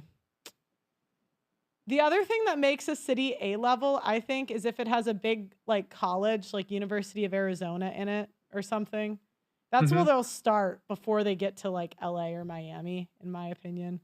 Yeah, no, for sure. You guys are giving me all these old ass hoes, man. I'm looking at some of these names they gave me. Like, bro, these chicks are all fucking in their 40s and shit, man. What the fuck's wrong with y'all niggas, man? No, they don't put 8s on TV anymore. They have to use old ones. I can't find young, like all the new pop star, like Sabrina Carpenter. Media's all for women. They don't put hot women on TV. The wives get mad. Well, yeah, they've been definitely you could see that even in commercials, man, where they've infiltrated. They got like, fat women in commercials now.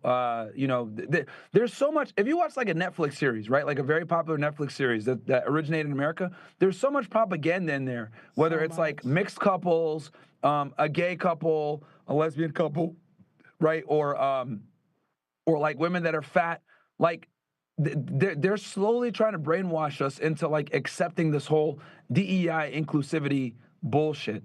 And people are pushing back on it, right? And hell, they've even tried it with a couple of movies where they take traditionally masculine characters and make them more feminine or make them females or they make them gay. And it's like people are, fighting back saying like, yo, we're tired of this shit.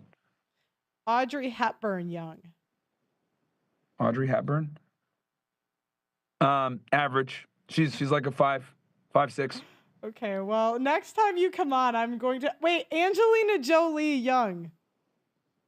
Yeah, come on. She's like a 7.5, 8.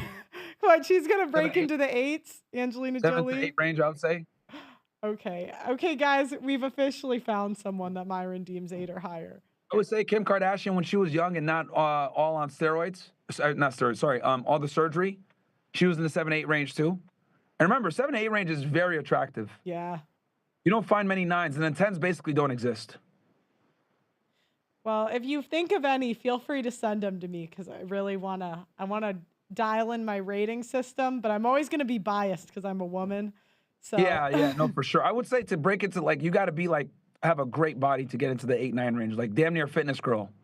How big of boobs gets you in the 8 range? Like obviously, if you're flat, you can't get in. So like. Yeah, I would say most guys would be okay with a larger B or C. That's like the sweet spot range.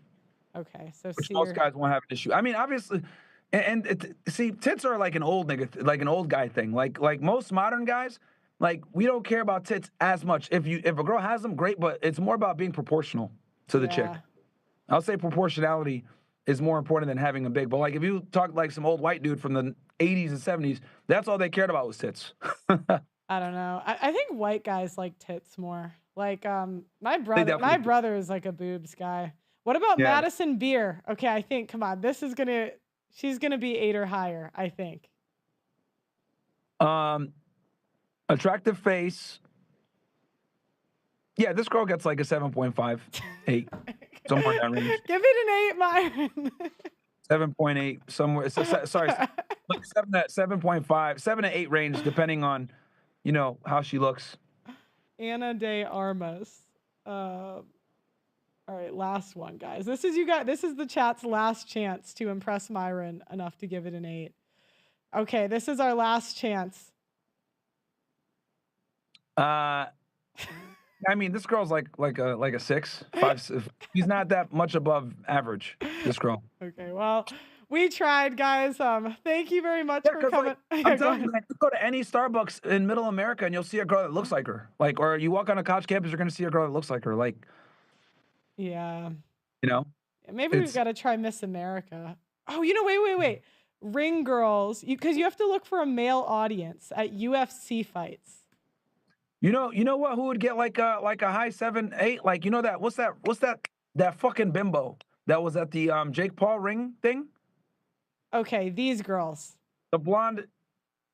Yeah, those girls are attractive for sure. But the ring girl that was at the Jake Paul Mike Tyson fight, I forget her name, Sydney some. Yeah. I forget her name. But the blondie with the tits, that was just type in ring girl Mike Tyson Jake Paul. It'll come up right away. Tyson. She got famous off of that shit. She got more attention than the fucking fight did because it was so garbage. Yeah, that girl. She's like the blondie, she's like a 8. Okay, what about her, black girl in the front? Yeah, she's like, I would say she falls in that range as well, which is rare for black women. All of them? Would you give 8s? Girl on the far right, like a 7. Girl in the middle, like 7.5. Girl bottom right, like a 7.57. Yeah, they're all in the 7-8 range. Got it. For sure. Like they're all definitely, I would say, closer to 8s, maybe 8.5s, like 7, 8.5 range. All right, chat. We got it. We got an 8 rating. Well, Yeah. thanks so much for coming on, Myron. Seriously, No problemo. I appreciate you being honest, and I do concede that you were right 3 years ago when I came on your show. So, Hey, no, I appreciate that, and I think I appreciate that you sometimes it takes people time to see the stuff, right? Like I'm a guy in Miami, so for me, I'm gonna see things sooner than other people might, just because of like the nature of the sexual marketplace here in Miami, right? We're always typically a year or two ahead of the bullshit, so I don't blame you. So it is what it is, but hopefully we can wake up some guys and get them to realize like being an average dude now is you're cooked, man. cooked. I was sheltered. Now I'm like, I've seen too much. I've seen Have too you ever much. tried making a Twitter? You know what you should do for your audience? I think they'd enjoy it. Make a Tinder profile as a guy. Oh, I should actually. Make a Tinder profile as a guy and like share your results. Because there was this girl. What's the guy's name? The Australian guy. I forget his name. He does shit like this. He has like kind of a red pill channel. Alex. Is it Alex? Someone in the chat's gonna put it. Okay.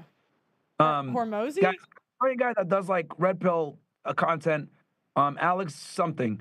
Someone's in the chat's gonna put it. But either way, he had this girl that worked for him, that made a Tinder profile as a guy, and she used his pictures, right? And what ended up happening is by the end of the experiment, she started. No, not Rattlesnake, guys. No, not him. Alexander Grace. Boom. There we go. Thank you so much, Guyver. Yeah. Alexander Grace, right? I haven't seen him in a while. I don't know if he still makes videos, but a guy named Alexander Grace.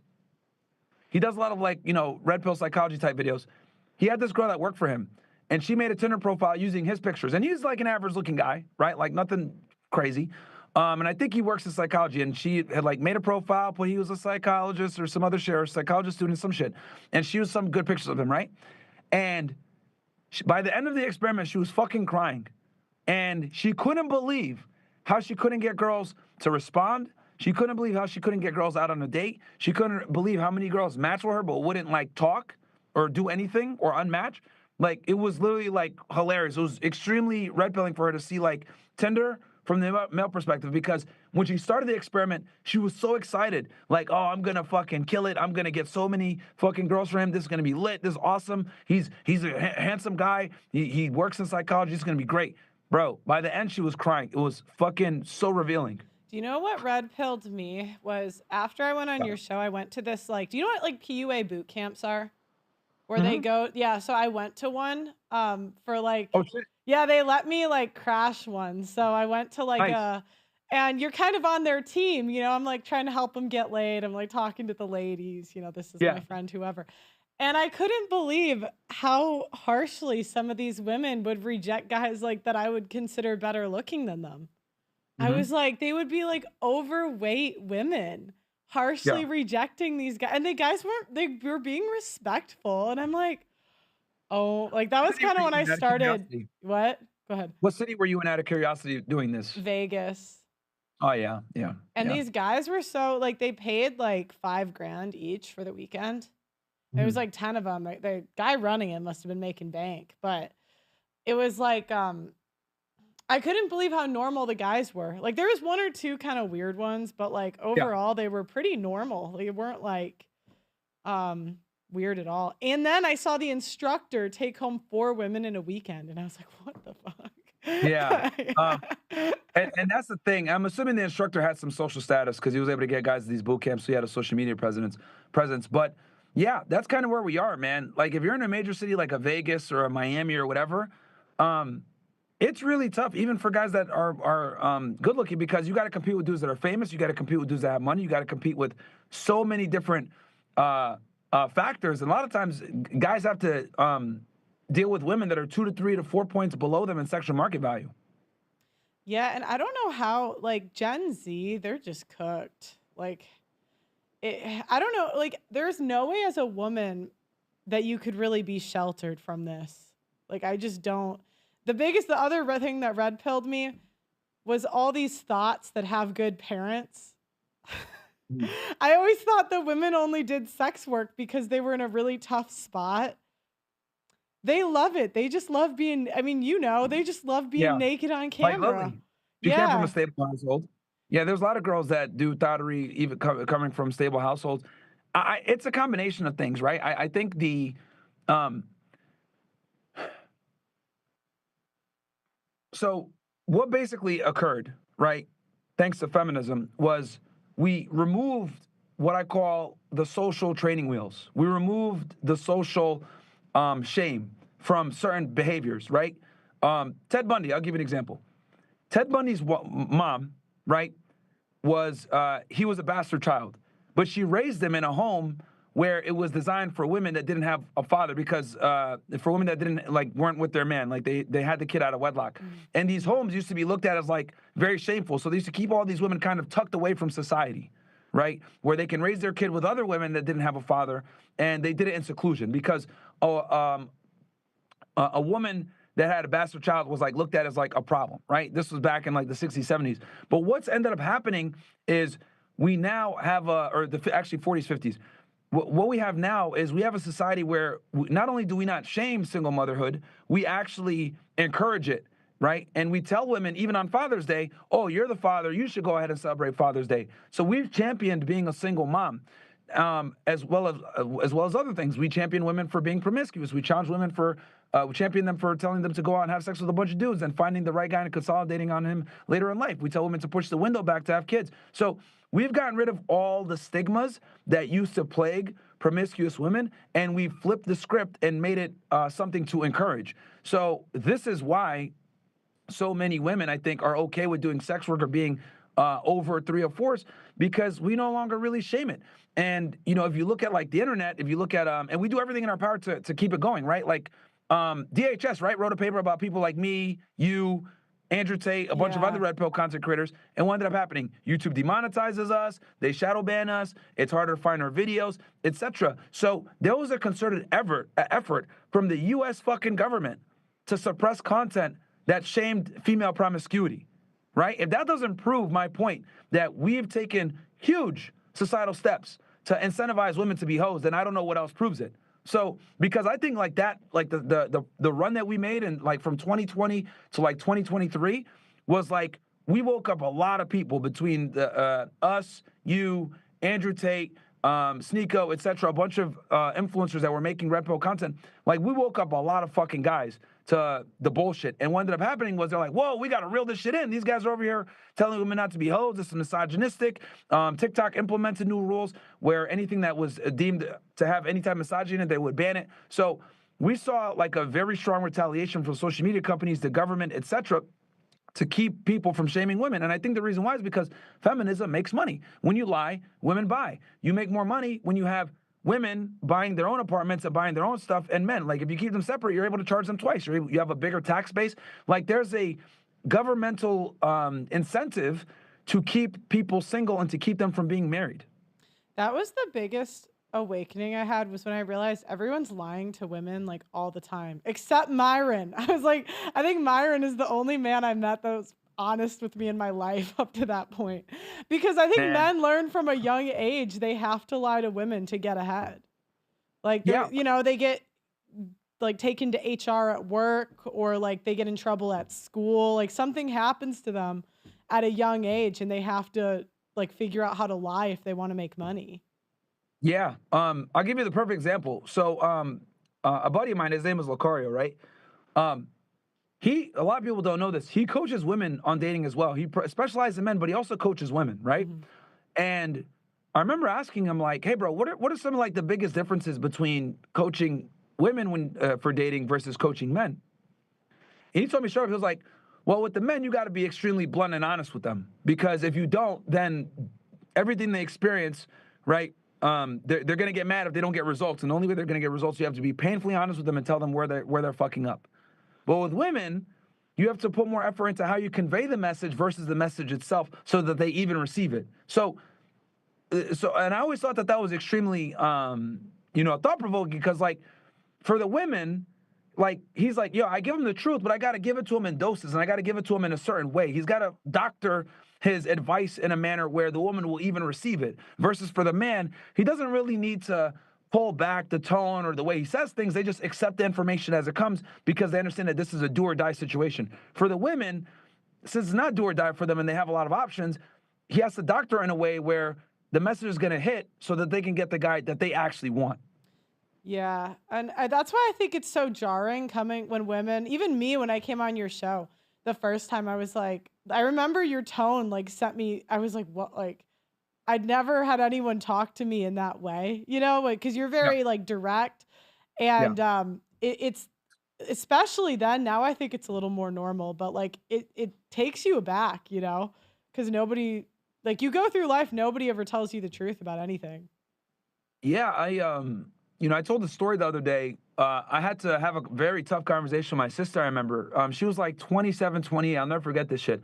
She had just like graduated. She was like in the process of going to medical school, or in medical school. And, she's in her late 20s. And I'm like, yo, look, like, you're not going to get any younger. Like, you need to find a guy now while you're still like in your 20s and, you're being a stupid bitch. And I told her just straight up, like, you're being dumb, right? Swore at her, used a little bit of profanity, but I was extremely direct and very assertive and aggressive in the way that I delivered the message, even though she didn't like it. But the reason why I had to do that was that so it's memorable. So she ended up finding a guy, anesthesiologist, and, they got married and everything else like that. But, I do like to give I do like to take a little bit of credit. And I always think to myself, like, if I had not given her that stern talk and told her, like, yo, this is what the fuck it really is. You need to really reassess and figure out if you're going to find a guy, because it's only going to get harder for you here as you become a doctor and make more money. And she didn't like what I had to say, but obviously the advice hit home. And, I wish I could talk to more women like that, but obviously it's my sister, so that's a bit different. But most of them just simply don't want to receive the message because it's, if it doesn't come out the way that they like, they don't listen to it, which I think is a big fucking problem. And one of the biggest differences actually between men and women I've noticed is with men, they'll receive the information no matter how harsh it's given, if the person giving the information is more successful than them. Mm-hmm. So if you're a guy and you got your shit together, you got money, you got status, etc. In other words, they want to be like you could tell them they're a fucking piece of shit and they need to change their life. and they'll accept it because they're like, okay, this guy has merit. I will listen to what he says, even though he's saying it in a manner that might be offensive. He's earned the right to talk to me like shit. But with women, it doesn't work that way. They don't look at things from a meritocracy standpoint. They look at it like, I don't like what you're saying. This hurts my feelings, despite the fact that you're successful, and I'm not going to listen to it. That's one of the biggest fucking differences I've noticed between men and women when they receive information. Men care about who conveys information, if they have merit, and then women only care about the information and how it's conveyed. I just thought of the funniest show idea. These people should pay you to call their relatives and red pill them. Like, guys, how funny would it be if I'm thinking of someone I know in my life that's making a very blue-pilled mistake and nobody can tell him anything, but I'm like, how funny would it be to have Myron call him and You know, tell it's him he's funny. making a stupid mistake? So, a funny story. They've actually, because when we have our call-in show, like a couple times the guys like called in and said, "Yo, I got my buddy next to me. He's a fucking simp. His girl did this. I'm gonna put you on speaker. Can you tell him he's an idiot?" And then like he'll quickly tell me like what happened. Maybe the girl broke up with him and he's trying to get back with her, whatever. And then I'll be on the air and I'll tell him like, "Hey, bro, what the fuck are you doing? You're an idiot." But what I've noticed, right, with this thing like trying to red pill somebody or when someone's about to make a really bad reproductive decision with a woman, most guys don't want to hear it. They don't want to listen. Like guys are stupid. In this regard, men are very stupid where they need to get burned by the woman for them to wake up. Yeah, you can't red pill them. Like, you can't, like, Very few men will preemptively take the red pill without being hurt. Like very few guys. Most guys need to get hurt first so that they can receive the information. Yeah, that's why I'm always replying to you on Twitter when you're saying no man will ever want you. I'm like, Myron, there is always a simp. Like, always. There always is. If Riley Reid got married, it is not like. So I just see some of these Still with that guy? situations. They're done now, aren't they? I think they're still together, but she'll just find another Myron. They always do. Yeah. You know, the simp economy has definitely fucked everything up. But what I will say is, like, you know, the girl gets the simp, right? But she's never happy and satisfied. She wasn't going to be happy or satisfied anyway, Yeah, she's Myron. Like, She's cooked. they're going to be cooked regardless. Women break up with the alphas too because they can't take the stress, or like the high value guys. They can't take the ego hit of being cheated on or not having control. We just lose either way most of the time. Well, thank you so much for coming on, Myron. It's a pleasure as always. And thank you for being honest. I know you take a lot of heat and people come at you, but there are people out there that really appreciate that you are actually honest. So No, thanks for having me on. It was a great discussion. You know, like I said, and definitely we could do another one in the future. yeah, for sure. Thanks, Myron. All right, later, Pearl. Take it easy.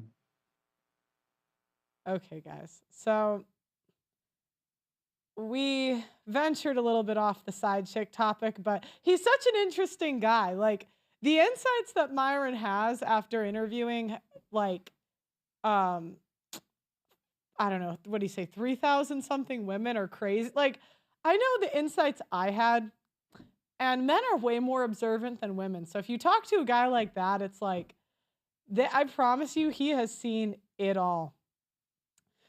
Okay, so we're about 2 hours in, I think. Okay, so back to the side chick conversation. So my least favorite thing ever. Okay. Let me go back. So I was talking about the different types of side chicks. Now, there is a side chick that's just for sex. Now, all this woman, as Myron said before, all she does is get smashed. This is a throat go, a Gluck Gluck 5000, a woman. Maybe, I mean, some men put women with incurable STDs. You'd think they would never do it. As I said to Myron, there's always a simp. Always. Now, there are side chicks that get the sex and resources as well. So they get sex and they get resources. These are women that, you know, men are kind of nice, where if you've been taking L's for a while, they'll kind of like the loyalty. They'll be like, fuck, I dumped her 3 times. I said to go find another man. He's like, you know, this woman, I have treated her like shit and she's just stuck around. Sometimes the side chicks will weasel their way in to getting resources, even a child at times. I should do more collabs. Yeah, I will. I will do more. Then we got the fetish side chick. This is a guy that doesn't marry his really typical type. He's not overly attracted to his wife. However, he knows that his type is bad for him, like, bad bitches. And he's like, I got to retire out of these bad bitches. Some men, it's their race, right? Every race has their own downsides. I don't know if I want to go into the race conversation because it's not going to be racist. I'd like to say it's not going to be like a lot of people dog on like black women, for example, online. Like they'll say, oh, they're like, not me, but that's like a discourse online. But I don't see them as worse necessarily, except the STD stats are pretty bad. So, but I don't say this with hate in my heart, even though I've talked too much. I'm too deep. I know I'm about to be double demonetized. White women, I particularly know their tactics because this is who I grew up around. Black women show their aggression up front. If you talk to one a certain way, she'll like give you some straight attitude or whatever. White women are much more sneaky. White women are the worst in divorce court. We don't really have the balls to be aggressive to your face. We might feel it, right? We might like want to punch you in the face, but we're not going to do it. That's not white culture. Like we don't really fight. We don't really raise our voice. Like the white woman is passive aggressive. And what we'll do is in our culture, it's like, and they say white, yeah, not all, you're right, guys, not all. And they say like white people don't have culture, but we really do. We do have a culture. White women, yeah, they are the most vindictive, and they will torture you with lawfare like no other. Some of the worst divorce cases I saw were from white women. I mean, we make it down the aisle more, just like statistically. Please, black women, don't come for me. I have love for you. Like, I got nothing but I'm going off the stats. The Asians, they're the most married. But white women, it's just our culture is to go to the authority figure. And our authority figures tend to take our side because, white guys, there's a lot of simpy white guys, I mean, there's simps in every race, but I just want to, Doug in the chat, he says, American black women are the worst. The weave, the bad attitude, the baby mamas. Okay. But they're showing you up front what it is. They're saying, look, I got tattoos. I got a baby. This is what it is. They're at least honest, right? The white women, we'll look sweet. We'll be like, ha, ha, ha. And you'll think she would never do that. She'll do it. Oh, she'll get you in divorce court. That's why they're like we're the most, I don't want to say we're the most dangerous because Asian women kind of have that too. Asian women are like super sluts, but you would never know. I guess the STD rates don't really match that. So maybe I'm talking out of my ass. I'm just going off of what I've seen. It's like they can be like quiet and meek, but like they're the type to be like cheating and you'll just never catch them because they're too smart. They're like IQ 5,000. The Asian or petite, like, yeah, look. Give me a Thai or a Vietnamese lady. I mean, you guys think you're going to avoid women by going to a certain race and like it's going to protect you. I mean, you have to understand the standard in America is weak dad. Is dad who listens to mom. It's not a mom who listens to dad.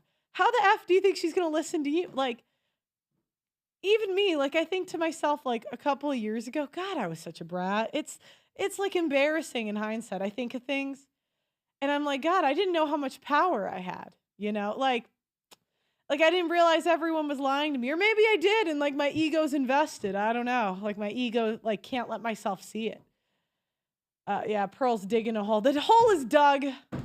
It's dug. I've already gone into race. I've said it. I don't mean this with malice. I'm just saying like, there's this like anti, race mixing on Twitter. And the idea is like that if you propagate, like the propaganda is what is making this race mixing happen. And I say no. No. It's also like why they think women are whores. They're like, it's the propaganda. And they point and they say, propaganda. Guys, we're trying to propaganda women back into the kitchen. Is it working? No, it's what women want to do. Like, yeah, she just dug a hole about being a coal burner. Okay. I'm an equal opportunist. I'm much like you guys. Like, hot is hot no matter the race. And people don't believe me, right? Because my boyfriend, he's Dominican. So everyone likes to like, coal burner, coal. Okay. But look, equal opportunist. Now, here's the thing though. This is what I see with the race mixing. This is who's going for who. Now, white guys are like the most desired. They're like on the top of dating apps. Like they're kind of killing the game. Now, obviously not all. Next is going to be, I think black guys are swiped on second, then Hispanic, then Asian. The Asian guys have taken the biggest L's because if anything, it should be the Asian guys on Twitter. Like the race mixing crowd is generally the white guys complaining about white women dating like brown men. Like that's like the grievance. I know, single mother incoming, single mother. Like God, whatever. But that's the grievance. But the you know who the real race mixer accounts should be? It should be the Asian and the Indian guys because they're losing the most. Like I don't know a single Asian woman I grew up with that's dating an Asian guy. Like I played volleyball, 2 Asians on my team in England. They both dated white guys. Other girls I see a lot of like what the different races do. And, I've already dug the hole. It's too late. I'm done. I'm done.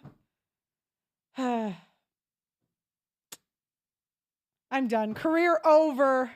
Career's cooked. Go to my website because it'll be down in a week. Join the topic and talk about side chicks of different races. Oh no. Don't do this to me. Oh.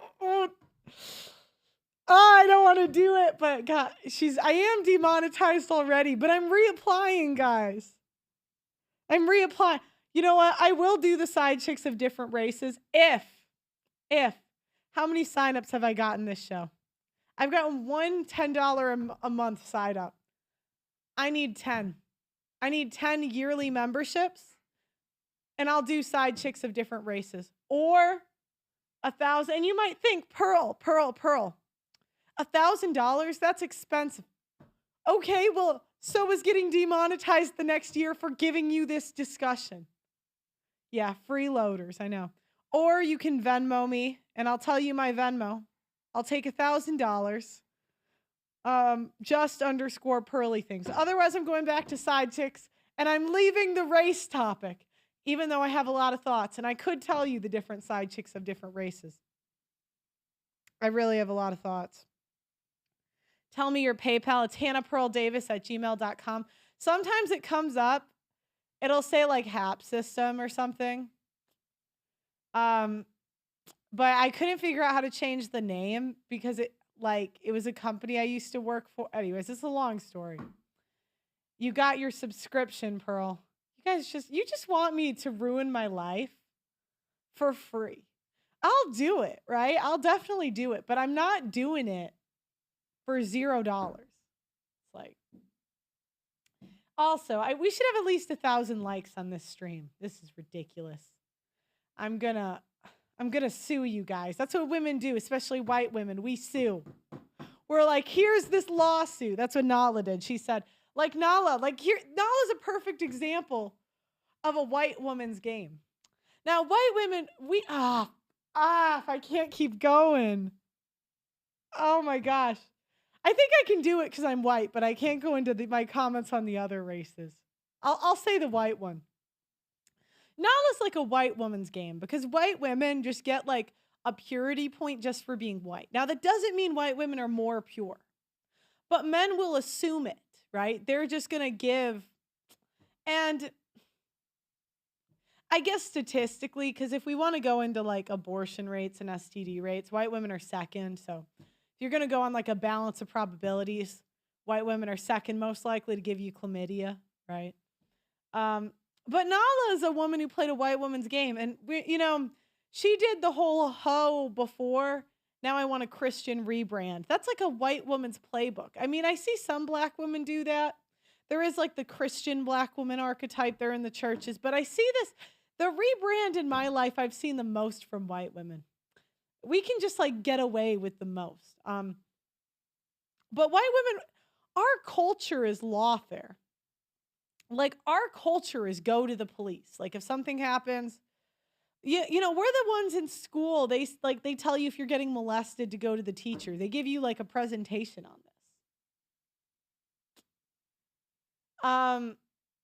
this. So that's why I say white women just can't. We don't. Our culture is just not aggressive, right? Like we grew up in neighborhoods where we don't lock doors. Nobody really steals. Like, not all, but like this isn't uncommon. Like if you go to middle America, I mean, you don't have to lock your doors. You can you trust your neighbor. It's like a high trust society. But, white women know how to take advantage of trusting people. They're the ones most likely to do like a Ponzi scheme online. Like that one woman who was a billionaire. That doesn't surprise me at all, like that a white woman was the billionaire. Like, do you remember like that woman a couple of years ago when she was frauding? Like we know how to take advantage of men's good nature.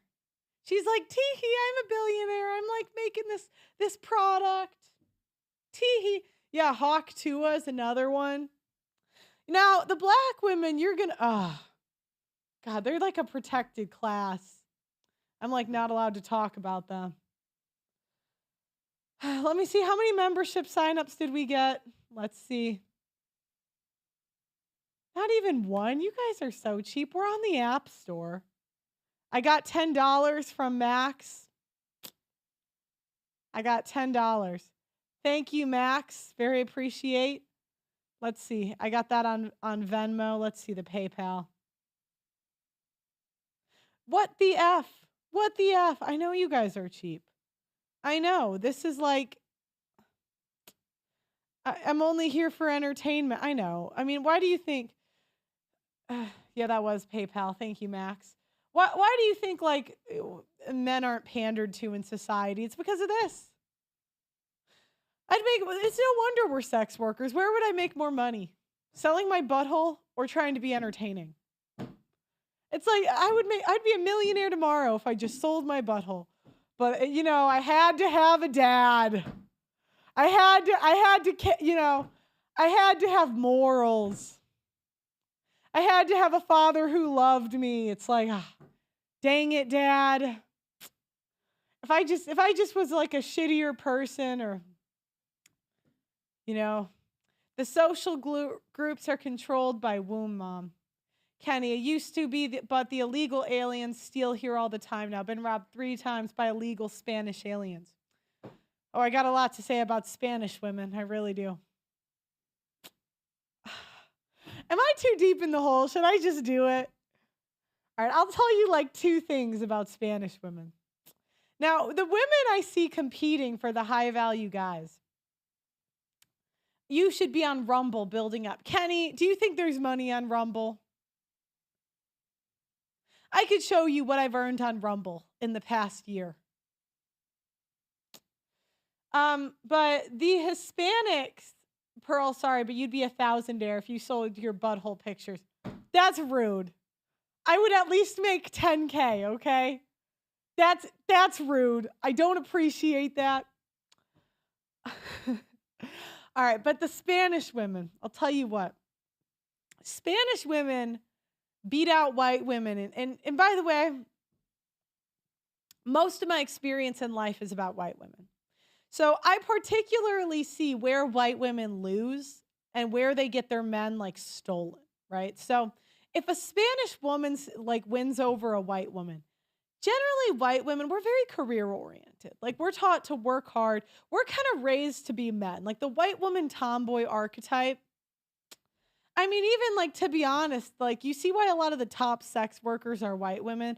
They're willing, like we have a good work ethic. Like they're, we got the German genes in us. We're a little bit like slightly industrious. Pearl, remember you're here to make $2, not $8. I know this is why I'm once I get going, I can't really stop my spiels. So this is why this is what happens to me. But so white women don't really have domestic skills like Hispanic women do. I'm just going to tell you how I was raised and how many white women around me were raised.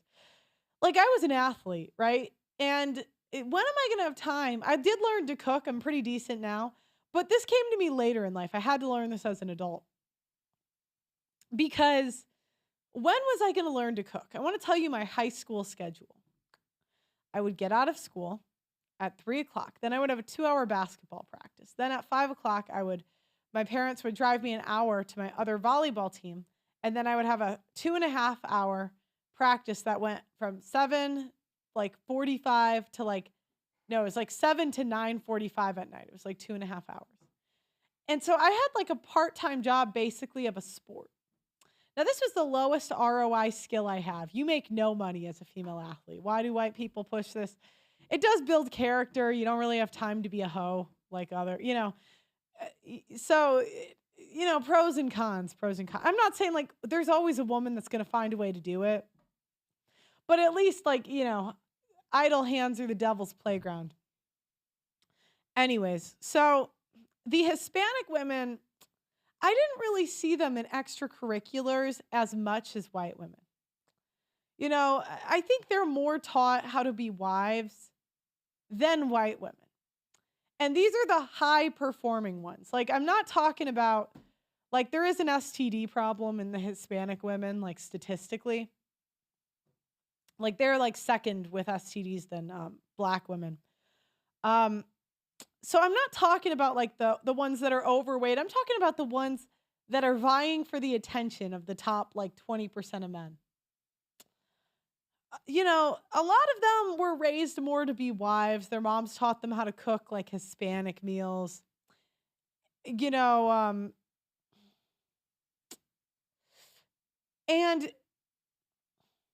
but the downside with them is and a lot of times they're a little bit hotter, they're a little bit more feminine. However,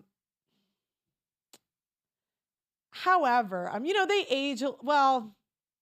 I don't know. This is a double-edged sword because they do have a reputation for gaining weight after they get married and stuff. I've heard this. But the ones that like facially, like white women, we get wrinkles and stuff. They don't really come as quick, but they can still have the like Nordic feature. I don't know. But the women like competing, if they steal like a man from a white woman, generally speaking, it's because the Hispanic woman beats her in femininity and domestic skills. If she's stealing a man, like that's typically how she's going to do it. They just like they're the abuelas or whatever. And by the way, this is my limited experience. I didn't grow up in like a Hispanic neighborhood or anything. So this is just like the ones that I've met and the ones that I've seen like date high level men. Yeah. Caitlin Clark is like a typical white woman, right? And I kind of relate to her. I'm kind of in the same category. Like, like the Hispanic ladies, they're just smoother. They're like touchier. Like white people, we're just not that touchy. We're not in a touchy culture. Like I barely hug my relatives.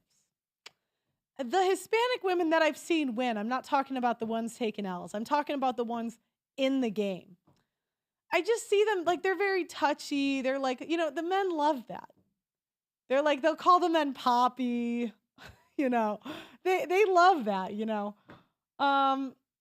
Where do I view YouTube? Rarely. I make a point to avoid doing business with any company that advertises here. It's freedom, cultural, Marxic entity, way too much control. Joel says, Clark's too tall for me. Look, most of my friends growing up were like tall white women. So that's like my specialty. Because like I didn't really know women under 5'5". They wouldn't make the team. I made most of my friends on the team.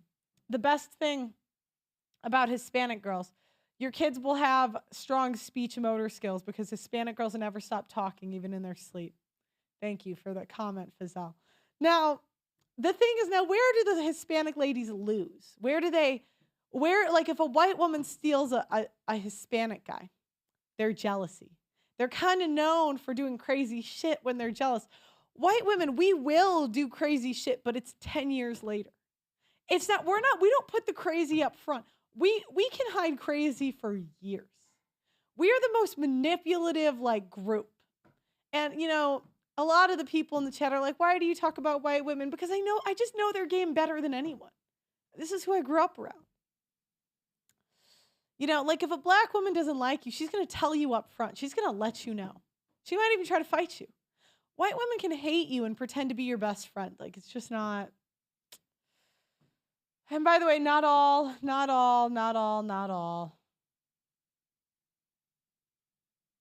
Not German women. They tell you what it is. That is true. I did grow up with nannies around the world, and I'll tell you my experience with different nannies.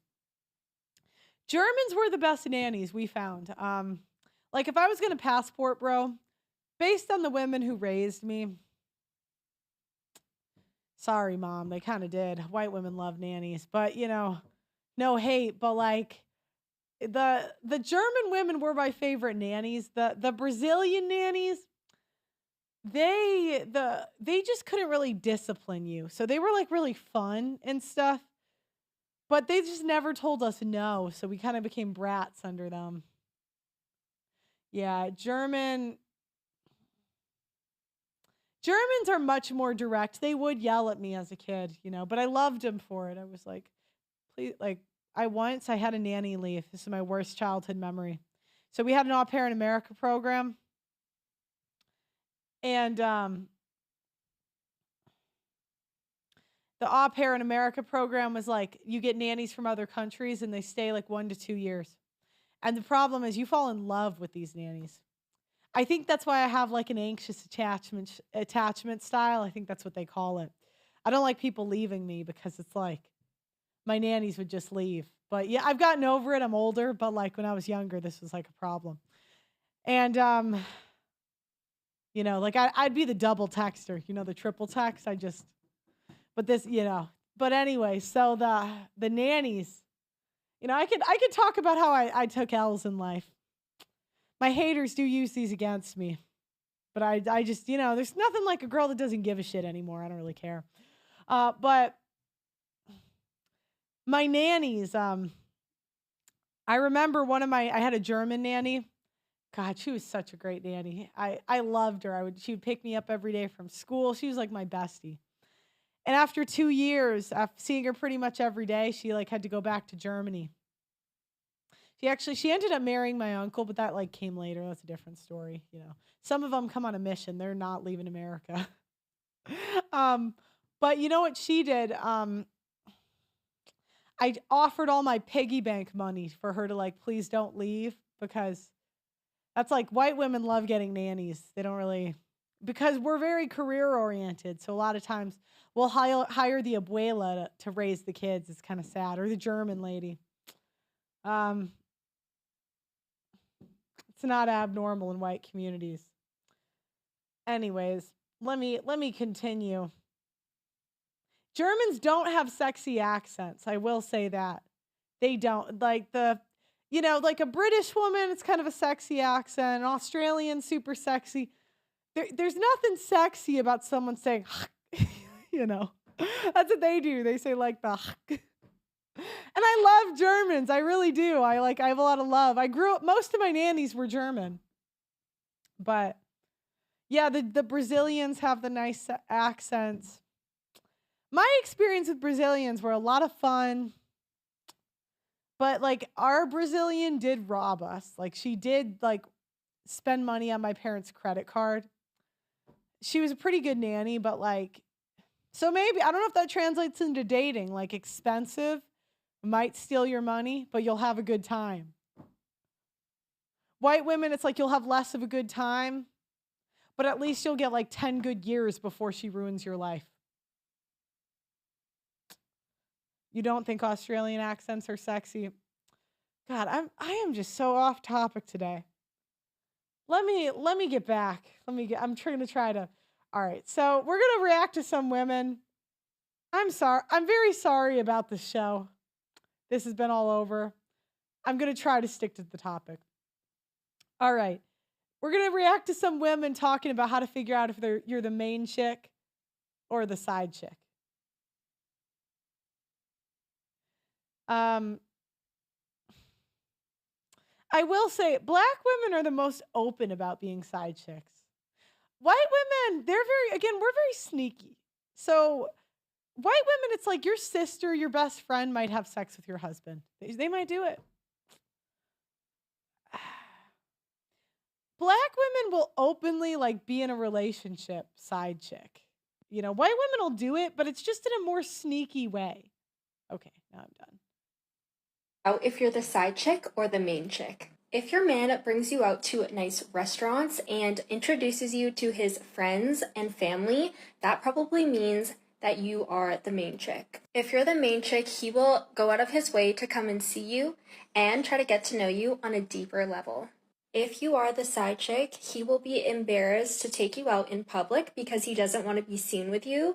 This means that he will take you out to like a McDonald's drive-thru or ask you to go to his place. Watch out if he's texting you at weird hours, like really late at night, or is texting you inconsistently. This also means that he could be always telling you not to call him because he might be with his main girl. Lastly, if you've been going out for months with a guy and he hasn't put a label on your relationship, you're the side chick. Yeah, this has extended, I will say. Men with like options, they aren't even going to give commitment for like a year. And relationship guys, like guys that can't really get casual sex like that, they're going to do it quicker, right? Like they might have a couple months. But the top guys, I mean, they're going to do a year of situationship. I got some more money.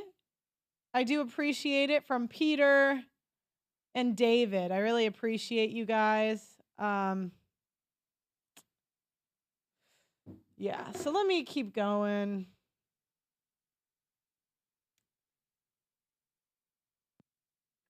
Side chick versus Yeah, this is what I mean.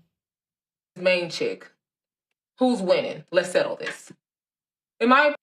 Yeah, like black women will openly have the conversation. Who's winning, the side chick or the main chick? You know, that's why like Scandal was really popular amongst black women. They see like the side chick as winning because like a lot of times men can be a little more themselves around their side chick. They have to like pretend they're not a dog around their main chick. They have to like pretend they don't want to fuck everything that moves around their main chick. They can kind of be a little bit like, you know, the side chick is like, okay, you're kind of a shitty person. He's like, so are you. They can kind of be more open with each other. White women, like, we see the wife as winning. Like, this isn't a conversation we have had yet. But by the way, things that start in the black community, they tend to like migrate to the white community. So like, you know, before you would only see like black women with those like long nails. Now white women are doing it too. Only 5% of men have any chick. Yeah, look. Pearl, hasn't she hit the wall since she's not married and not a virgin? Isn't she in the same boat as modern women? Yeah. I'm a describer. It's like, can the best basketball commentators, can they all shoot 3-pointers? No. Some of them just watch the game. I've interviewed a ton of people. I have been watching what's going on. I follow these trends. I had no life for like 2 years just following these trends. I know my shit. And if anybody wants to pretend I don't know my shit, I will fight you. I'll continue. My opinion is the side chick. The side chick wins. Ding, ding, ding, ding, ding. Because number one, as a main chick, if he got a side chick, that means you automatically lost. Okay? But also, the side chick lose too. Now, the other thing is side chicks are more desired. There's this saying, and it's the most unfortunate thing as a woman. You just cannot compete with new pussy ever. Ever. Like, it's It's so unfortunate because you see the women that men cheat with, and it just crushes your ego. It crushes your soul. It crushes, like, it's like, God, really? She could have you? And he's going to desire her more than you, even though you're hotter because she's new. God, it's like, you know, the men, they're kind of dogs. They're like, what can she do in bed? What can that? I know what this chick can do. I don't know what this chick can do. God. Anyways, let me continue. Because even if you catch feelings for him, that don't mean he gonna leave his main chick for the side chick. But one thing I do know, and that I've seen it. I've never been a side chick before, but of course I know many people who was. And they actually like being side chicks, let me tell you why. For one, you're being taken care of. You're being paid for your secrecy. So shut up and I'm going to get you this bag. Shut up and I'm going to pay you, you know, I'm going to pay your bills. Boom. And also, I've talked to men who had side chicks. And they really just want to lay their hat where they find peace. So maybe the main chick isn't bringing him as much peace as they think. Okay, Bryden says it's called discipline. Let me see the women you're having sex with. Let me see them. I don't share the pictures, guys. I won't share them. I want a picture of you with the woman you're having sex with. I need facts. I want to see your choices before we shame the guys that for using the choice they have. Or some things that she did in the beginning of the relationship, she no longer do. He may be falling out of love with her, but don't want to let her go because of the kids, because of the marriage or whatnot. But a side chick, you getting dates, you getting bags, clothes, shoes, you getting this man's time and attention, which is something I'm sure the main chick is yearning for. This is my man. I want you to give me bags, dates, time, and attention. But he done found something he's seen outside of the relationship. It only gets bad for the side chick, number one, if the main chick finds out, because you never know how she's going to retaliate. Number two, if the side chick catch feelings. As a side chick, you got to know your place, know your role. This is another woman's man. Although he may be acting like your man, doing everything for you, at the end of the day, he not going to leave her for you. Maybe he will, but in most cases, they don't leave their main for you because they sticking around in an unhappy relationship for some reason. And also, you don't know the man's intention. As the side chick, you don't know the man. Did it cut? Sorry, y'all. I got a phone call. Anyway, being a side chick, it's definitely a no for me because I like all my man's time and attention. And as a main woman, if you got to go outside of the relationship and I'm not making you happy, as a man, you should be able to discuss it with your main chick and make it happen. Okay?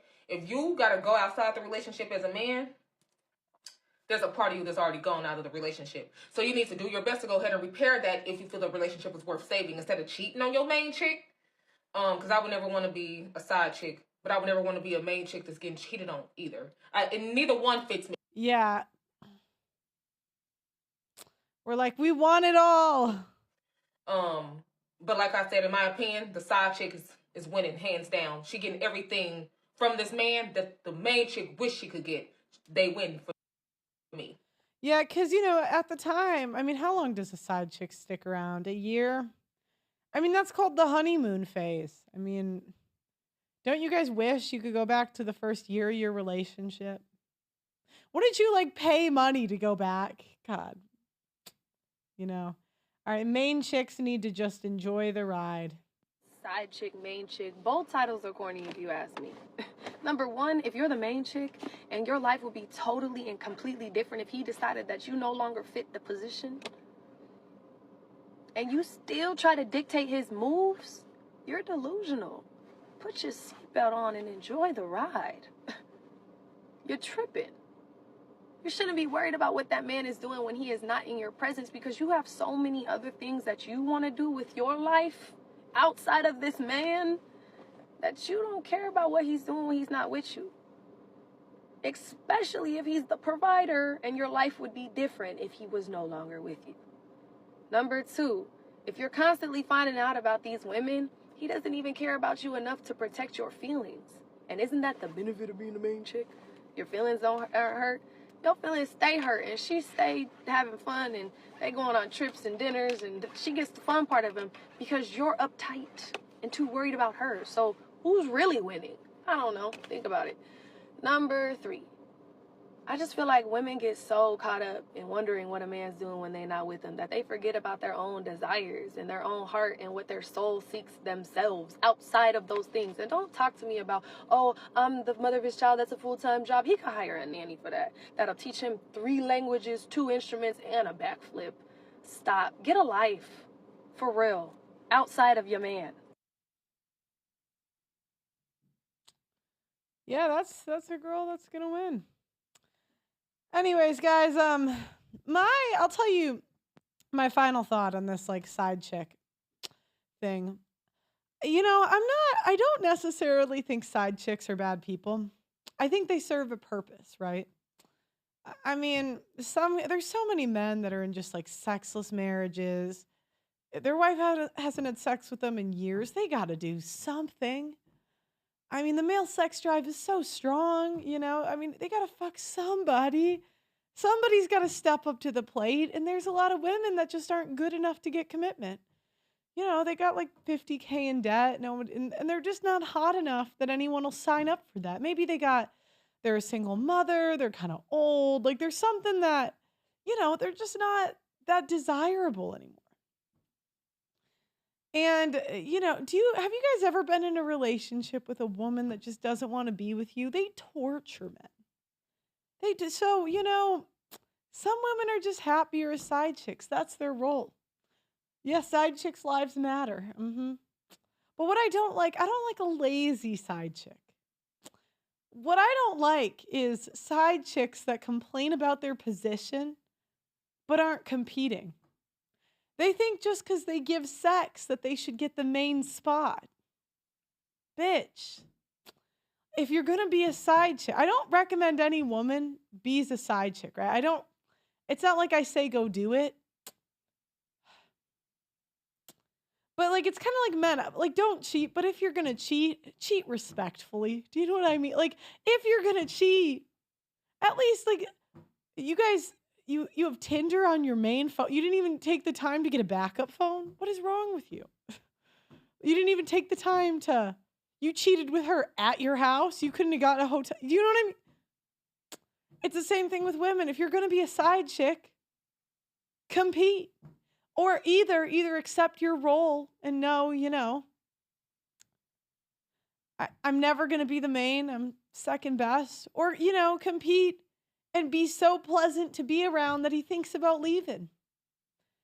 There was someone I grew up around, right? And she was a single mother of 2. She was she was one of my like best friend's mothers. I didn't really understand the situation until I got older, right? But she was pretty good looking. But she was a divorced single mom of 2. She was probably like 34, So her time's running out. She's still hot though. Like she was probably a 6'7", right? But a strong 6'7". And she kind of looked like a model. But again, single mother of 2. No one really wants that. Now, we did cross country practice. Everyone was running. And there was a dad who was pretty hot, like for a dad. And to be honest, his wife now I didn't see him that way because I was young, but like hindsight 2020, he's like a 6'4". I mean, he had gray hair, I think, but he was probably like 55. Or no, probably 45. But his wife had kind of let herself go. Didn't really look cute anymore. I've heard they had a sexless marriage, And now the single mother of 2, what did she see? A fucking opportunity. If you're not taking care of your husband at home, do I have sympathy for you if he goes somewhere else? You kind of deserve it. I mean, really, like, I would say that's your own fault. So what she did was she made the sex really easy. She made cheating really easy too. Like, there was no, you have to take me on a nice date. It was like, let's have sex in the bushes. Do you know what I mean? These kids, let's drop these kids off and just, do it at my house that's right next door. Like, she made this cheating so easy. And her girl game was on point. She made it, like, she would come to practice. I didn't clock it at the time because I was young. She would come to practice with like desserts and like cookies. And I mean, I'm like, bitch, I'm trying to lose weight. I'm on the cross country team. But she would come with like these desserts and this food. And hindsight 2020, she wasn't doing it for us. She didn't care about us kids. She was there for him. And do you know what? She won. She got him to leave his wife and marry her. And that was a side chick that, she wasn't lazy. She said, I'm not going to nag him about leaving his wife. I'm just going to be so awesome that he wants to leave. Now, most men, I have to be honest, guys, most men are kind of pussies. They're like afraid of women. Like, you want to go, like, if you're going to side chick it, which I don't recommend, you want to go for the guys that don't give enough, where like they will leave if things get too bad. But most men aren't really like that. Ain't no men getting married anymore. Where are they now? I don't know what her last name is now.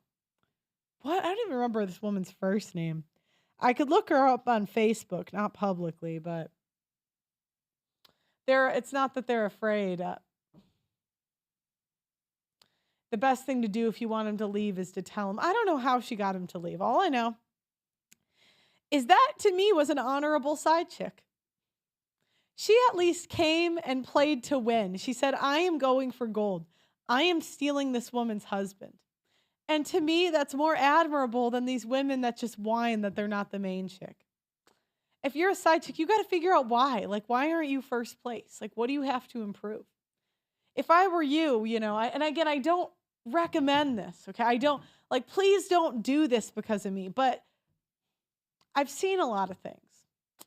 Like, there was a woman I knew that was a side chick. She looked up his exes and started to dress like them. This is how psychotic we are.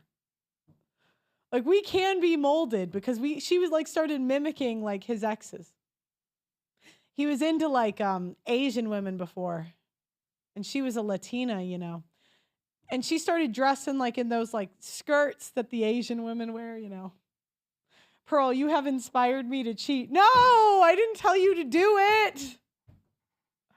Jesus, I'm just saying, yeah, some side chicks become throat goats. Yeah, and they have to convince the men it'll be the same after marriage, which, I mean, guys get to a certain age where they know that's crap, No, I don't give advice because you guys are men. You guys are men. Who am I to give you advice? I'm just telling you how I've seen things play out in the market. This is how I've seen this play out. Most men, they're not going to leave their wife for their side chick. But I have seen women win. And I have heard divorce lawyers talk about how they win. Sounds like that's what Pearl's telling us, guys. Cheat. God damn it.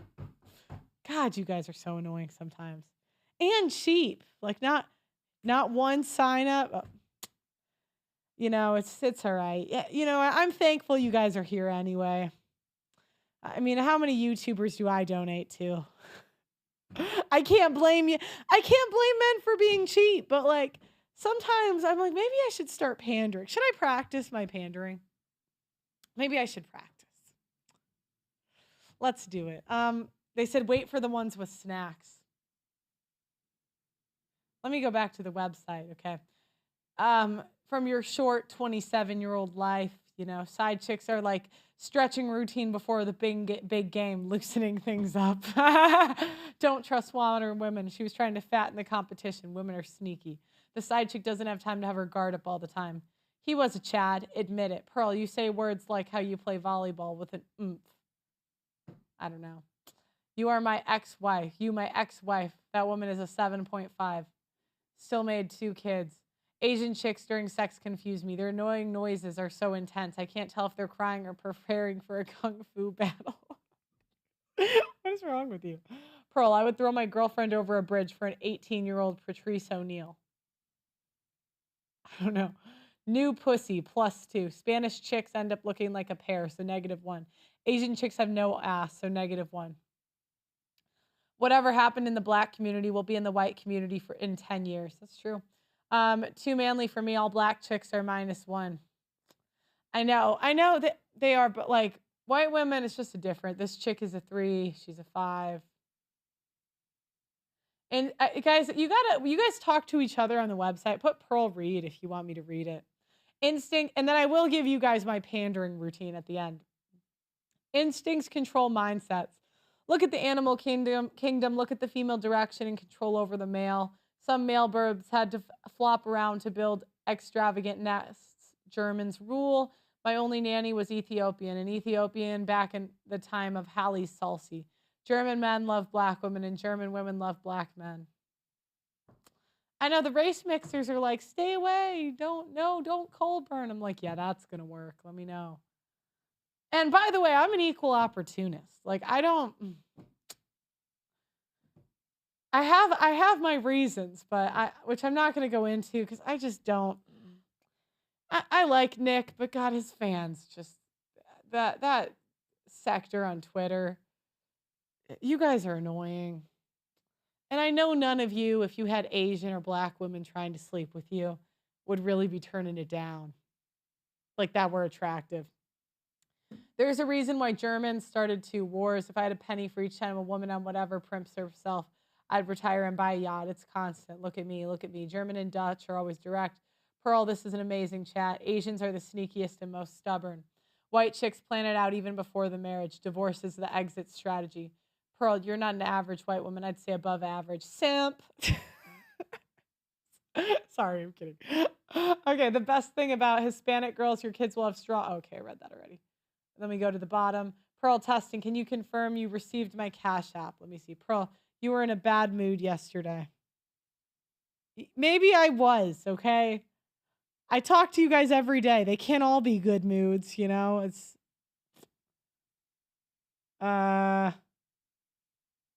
where's the Cash App? Where did you send it to? Hold on. Which one did you do? Pearly things? I have to verify to log in. Give me a second. I don't see anything though. That might be a bad sign.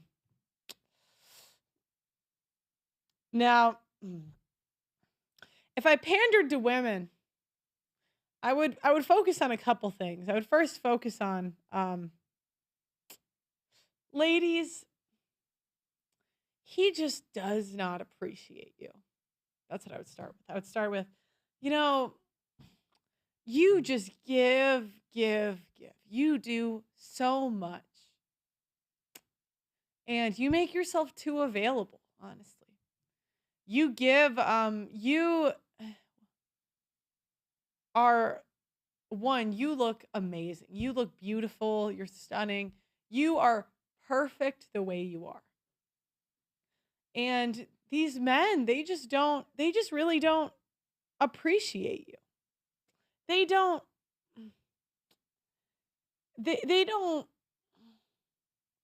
take into account how much you do for them. Pearl, do you take crypto? You know what? Someone made a crypto account for me and I have to, it's a bad sign if I have to log in, right? I know I have it. I just have to get the login, which I know I have somewhere. Whenever I try Cash App, it goes to Thor. What is the Cash App? Like, what is the... Oh, you know what? I bet they still have Thor's Cash App in the bio. You know what? He deserves it. He's getting a bunch of surgeries, so I'm not even... I'll check it after the show. But I did do a fundraiser for him, and I wouldn't be surprised if nobody changed it. My Cash App is is Pearly Things, PearlyThings with a money sign in the beginning.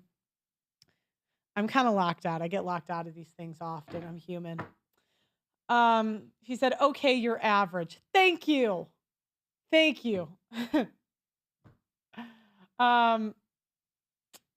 But yeah, that's what I would, if I was pandering to women, I really would focus on a couple things. I would focus on you are going to be young forever. And I would call mid women beautiful.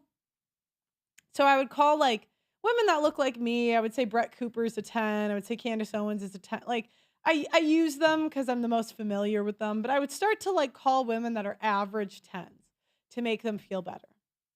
That's what I would just do if I was a guy trying to get laid. When I talk about like, if you know, women will ask you your celebrity crush, I would cater it to like one that looked like her. Then, do you know what? Then if I share the Coinbase, I think they might have it in the description still. I think that was what we used to use. I just have to figure out the login. It's one of like, I'll get into it. But anyways, then I would do You're Young Forever. Then I would do that you get better with age. You actually, I think you got hotter since the last time I saw you. You've literally looked better every single time. Yeah, Brett Cooper, she's like a strong 6. She's like maybe one of the best looking in conservative media, but the bar is so low here. I mean, we would be like modeling or something. Anyways, Brett Cooper looks like a boy and has a boy's name. That's what Joel said. I think she's still pretty, but like, I've just interviewed too many women. Anyways, guys, that's all I got for you today. I think I've been rambling for 3 hours straight. So like the video on your way out, subscribe to the channel, and go subscribe to Myron. I'm telling you, I did not like him when I first met him. I thought he was kind of a dick. And then I realized he was the only one being honest. So, and there's something about people that are just genuine and honest. And over time, you're always going to tell. It's not like those Abba and Preach backstabbing liberal jackasses with no talent that just make hit pieces for a living. Like the video on your way out if you want. Sign up on the website. We're on the App Store. Both app stores. Yearly membership, you get unlimited chats and you'll get first access to the documentary. If you want to, we're trying to raise money for the documentary. I just put the first deposit down for the new team we just switched to. And it would be nice to get money for the second deposit if we got to like 25K. Anyways, like the video, subscribe, and I'll see you guys tomorrow. Bye-bye.